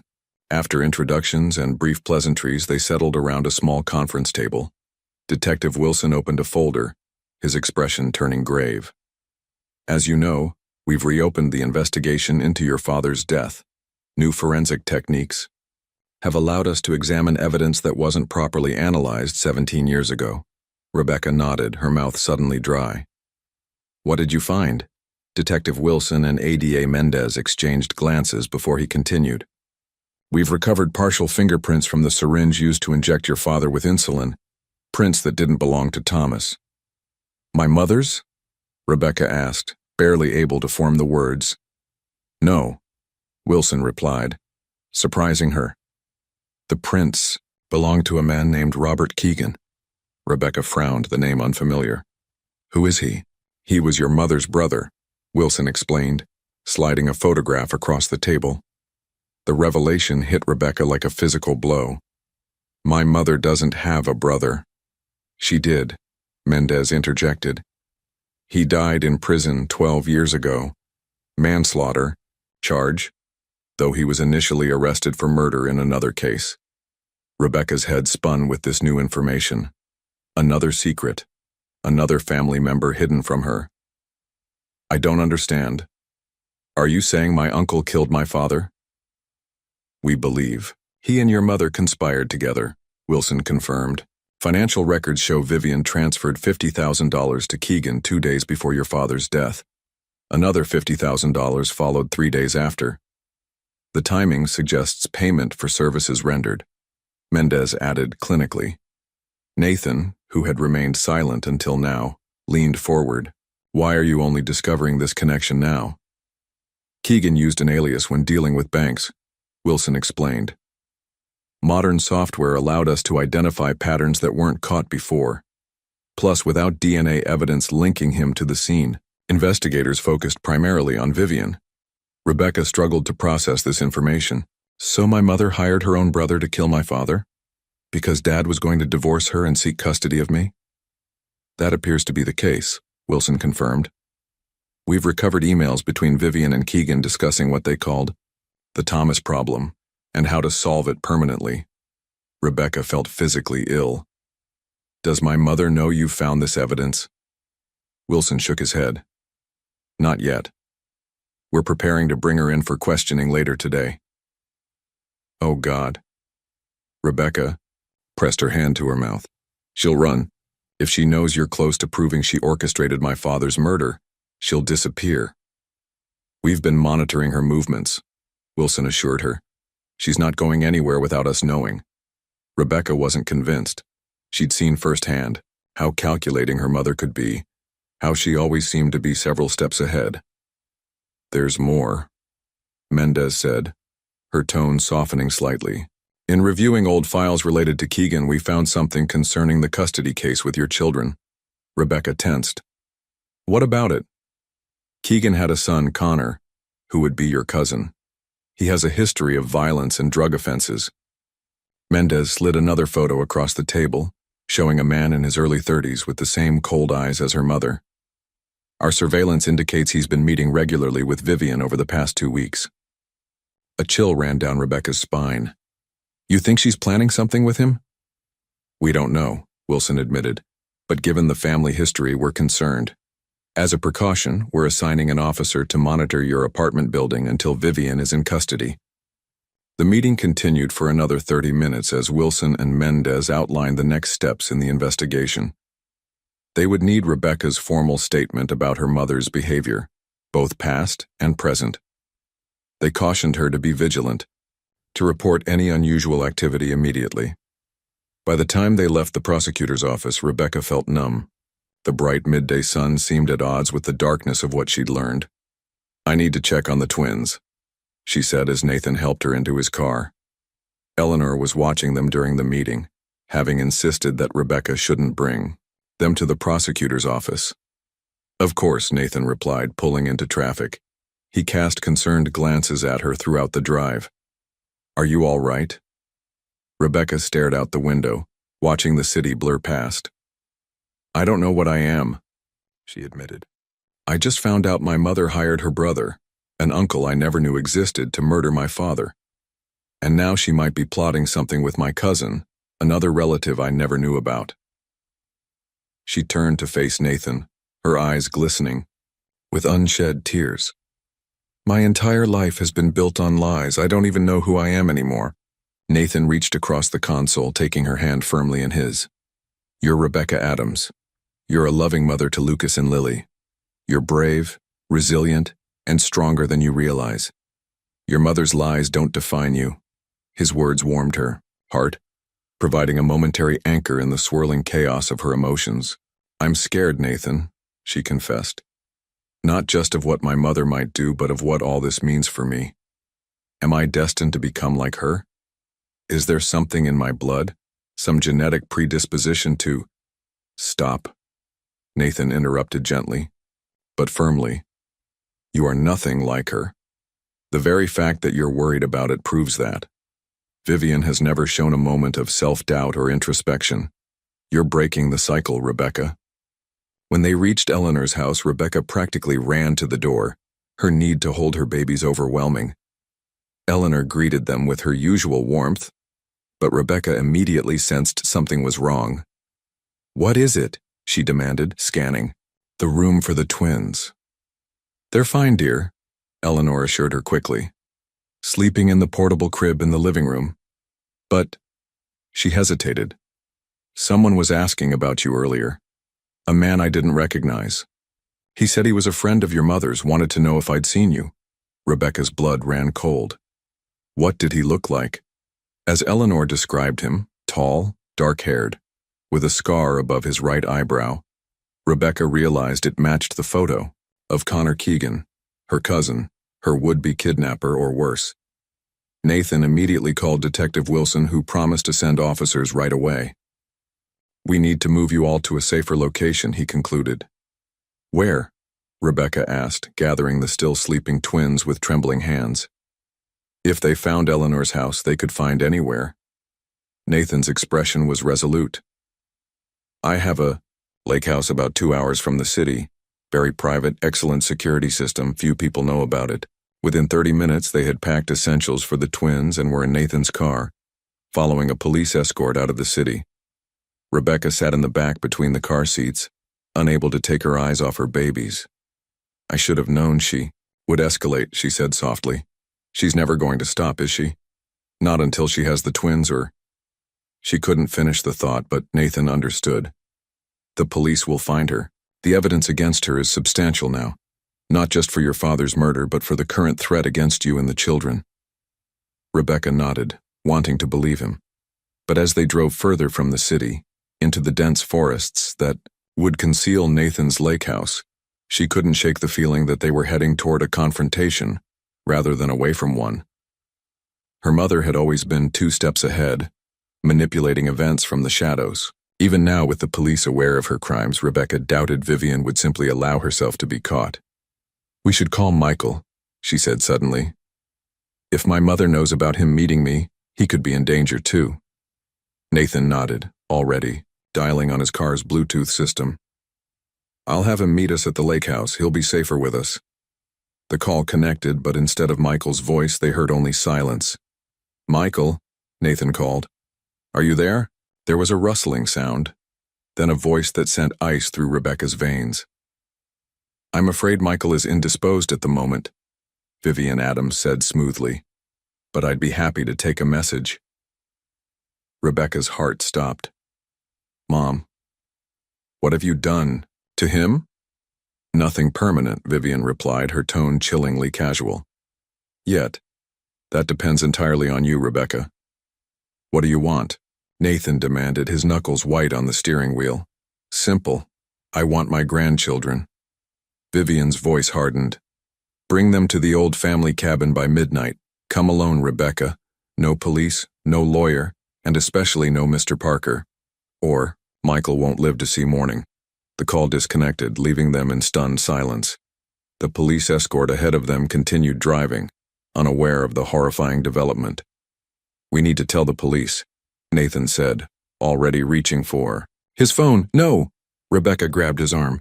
You heard her. If we involve the police, she'll kill Michael. Rebecca, we can't just hand the twins over to her. You know what she's capable of. I'm not going to give her my babies, Rebecca said firmly, but I'm not abandoning Michael either. He's the only real family I have left.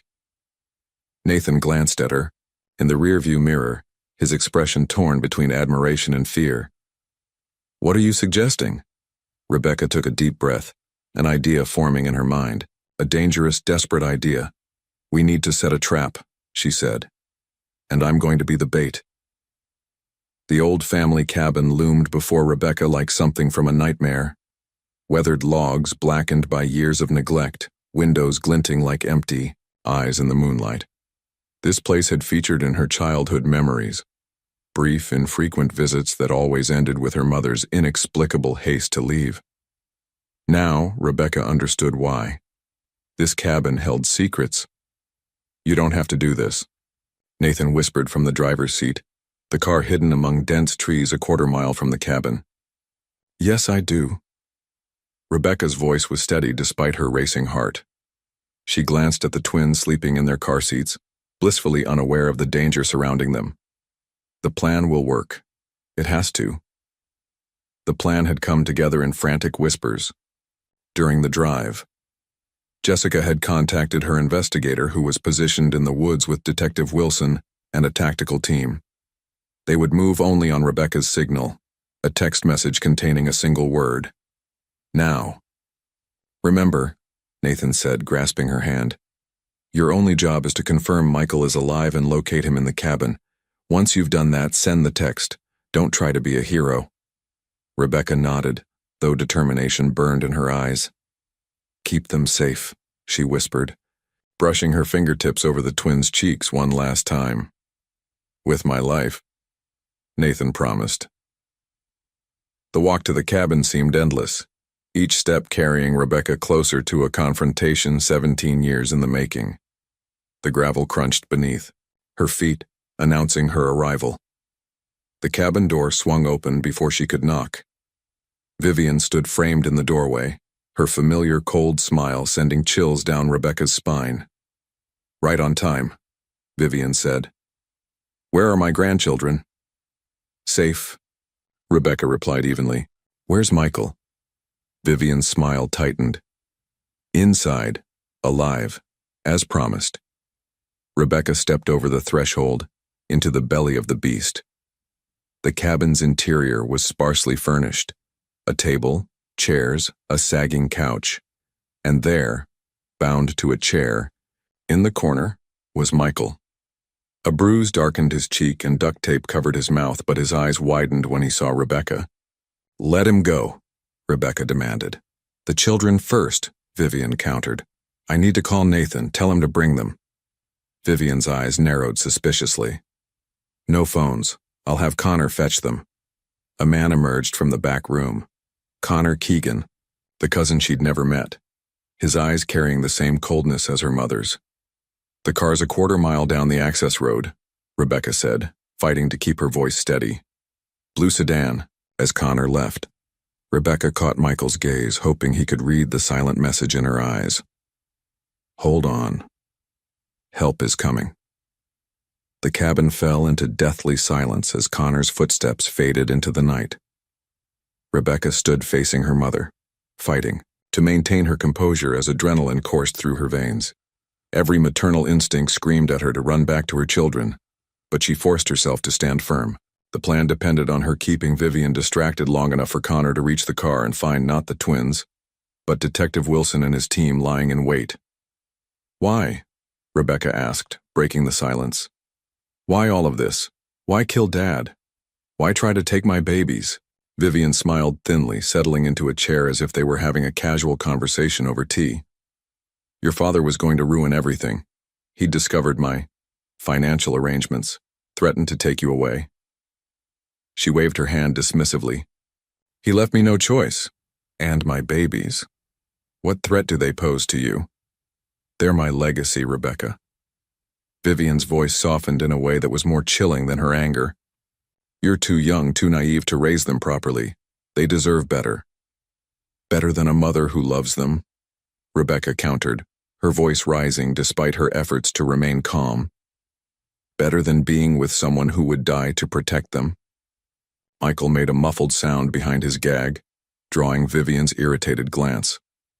"My dear brother-in-law still doesn't understand family loyalty," Vivian commented, her tone dripping with disdain. "Neither did your father." Rebecca's hand inched toward her pocket where her phone waited. She needed to stall for more time. "What about your brother, Robert Keegan? Was he loyal when you paid him to murder Dad?" Vivian's eyes widened briefly before narrowing to dangerous slits. "You've been busy. I underestimated you." "The police know everything," Rebecca pressed on. "About Dad's murder. About Robert. About Connor. They've reopened the case. It doesn't matter, Vivian replied with unsettling confidence. By morning, we'll be gone. You'll have had a tragic accident. Grief-stricken young mother, overwhelmed by responsibilities. She gestured toward Michael. He tried to save you, poor thing, and I'll be the devoted grandmother, stepping in to raise the orphaned twins. The coldness with which she outlined this plan sent ice through Rebecca's veins. This wasn't just about control anymore. Vivian intended to kill them both. A distant shout pierced the night, followed by what sounded like a scuffle. Vivian's head snapped toward the window. Connor should have been back by now, she murmured, rising from her chair. This was Rebecca's chance. As Vivian moved toward the window, Rebecca pulled out her phone and quickly typed "now" before her mother could turn back. "What are you doing?" Vivian demanded, spinning around. "Ensuring my children never know your kind of love," Rebecca answered, her voice steady with newfound strength. Vivian's face contorted with rage. She lunged forward, but Rebecca was ready, dodging her grasp and positioning herself protectively in front of Michael. "It's over, Mom," she said. "The police are already here." As if on cue, shouts and the thudding of footsteps surrounded the cabin. Detective Wilson's voice boomed through a megaphone. "Vivian Adams, this is the police. The cabin is surrounded. Come out with your hands up." Vivian's expression transformed from rage to calculating calm in an instant. Her hand disappeared into her jacket, emerging with a small pistol that she pointed directly at Rebecca. "If I can't have them," she said coldly, "neither will you." Door burst open. Everything happened at once. Officers storming in, Vivian's finger tightening on the trigger, and Nathan appearing from nowhere, throwing himself toward Rebecca. A deafening crack split the air. Then silence. The morning sun streamed through the hospital window, casting golden light across Nathan's sleeping form in the chair beside Rebecca's bed. 6 months had passed since that night at the cabin. 6 months of healing, growth, and rebuilding from the ashes of the past. Rebecca watched Nathan's chest rise and fall, love swelling in her heart for this man who had literally taken a bullet for her. The scar on his shoulder was nearly healed now, a permanent reminder of his sacrifice. That night had ended with Vivian in handcuffs, screaming accusations as she was led away. Her bullet had grazed Nathan's shoulder instead of striking Rebecca's heart as intended. In the chaos, Michael had managed to free himself and was the one who finally subdued Vivian, tackling her to the ground despite his bound hands. The subsequent weeks brought a flurry of legal proceedings. Vivian was charged with Thomas's murder, with attempted murder of Rebecca and Nathan, and with kidnapping Michael. The evidence was overwhelming. Jacob, faced with the truth about his co-conspirator, quickly dropped his custody petition and disappeared, back to California, signing away his parental rights in exchange for immunity from charges of conspiracy. The twins, now 9 months old, slept peacefully in the portable crib nearby. Lucas had recently learned to pull himself up, while Lily was already attempting her first wobbly steps. They were thriving, growing more curious and joyful each day. "Morning," Nathan murmured, his eyes fluttering open to find Rebecca watching him. He smiled, that warm, gentle smile that had been her beacon through the darkest storm. "Morning," she replied softly. "You should have gone home to sleep. The couch in this hospital room isn't exactly comfortable." Nathan stretched, wincing, slightly at the pull on his healing shoulder. "And Miss Lucas's first checkup after the ear infection? Not a chance." Their relationship had evolved gradually, naturally over these months. Neither had pushed or rushed, both understanding that Rebecca needed time to find herself after a lifetime of her mother's manipulation. But love had grown nonetheless, undeniable and profound. "Michael called this morning," Rebecca said, reaching for Nathan's hand. "The renovations on his house are finished. He's invited us for dinner next weekend to celebrate." Michael had become a constant in their lives, the uncle she'd never known proving to be the family she'd always needed. He had bought a house just 30 minutes away, wanting to be close to his newfound family without encroaching on their independence. "I'd like that," Nathan replied, squeezing her hand gently. "And Jessica called yesterday. The adoption paperwork is almost complete." Rebecca's heart swelled at the mention. Nathan was legally adopting the twins, ensuring they would always have a father who cherished them. The journey to this decision had been thoughtful and measured, with Rebecca finally proposing it after months of watching Nathan's unwavering devotion to her children. A soft knock interrupted their moment. Dr. Rivera entered with a bright smile. "Good news," she announced, reviewing the chart in her hand. "Lucas's infection has cleared completely. Both babies are in perfect health." Relief washed over Rebecca. The twins had been remarkably resilient through everything, but every minor illness still filled her with worry. "Thank you, doctor," Nathan said, rising to shake her hand. As they prepared to leave the hospital, gathering the twins and their seemingly endless supplies, Rebecca paused to look at the small family they had created. Not bound by blood but by choice, by love that had been tested in fire and emerged stronger. Her father's pocket watch ticked steadily in her purse, its inscription more meaningful now than ever. Time reveals truth. The truth had indeed been revealed, not just about her mother's crimes, but about Rebecca's own strength, about the capacity for love and healing that had survived even the darkest betrayal. Outside, the spring air carried the scent of new beginnings. Nathan secured the twins in their car seats before turning to Rebecca, taking both her hands in his. "I've been thinking," he said, a slight nervousness in his voice that she rarely saw. "The lease on your apartment is ending next month." Rebecca nodded, already guessing where this was headed. "It is. Move in with me," Nathan said simply, "not just as a temporary arrangement, as a family, you, me, Lucas, and Lily." Rebecca smiled, tears of joy pricking at her eyes. "I thought you'd never ask." Their kiss was gentle, full of promise for the future they would build together. Behind them, Lucas babbled happily while Lily reached for the sunlight streaming through the car window. The long night was over. Dawn had broken at last,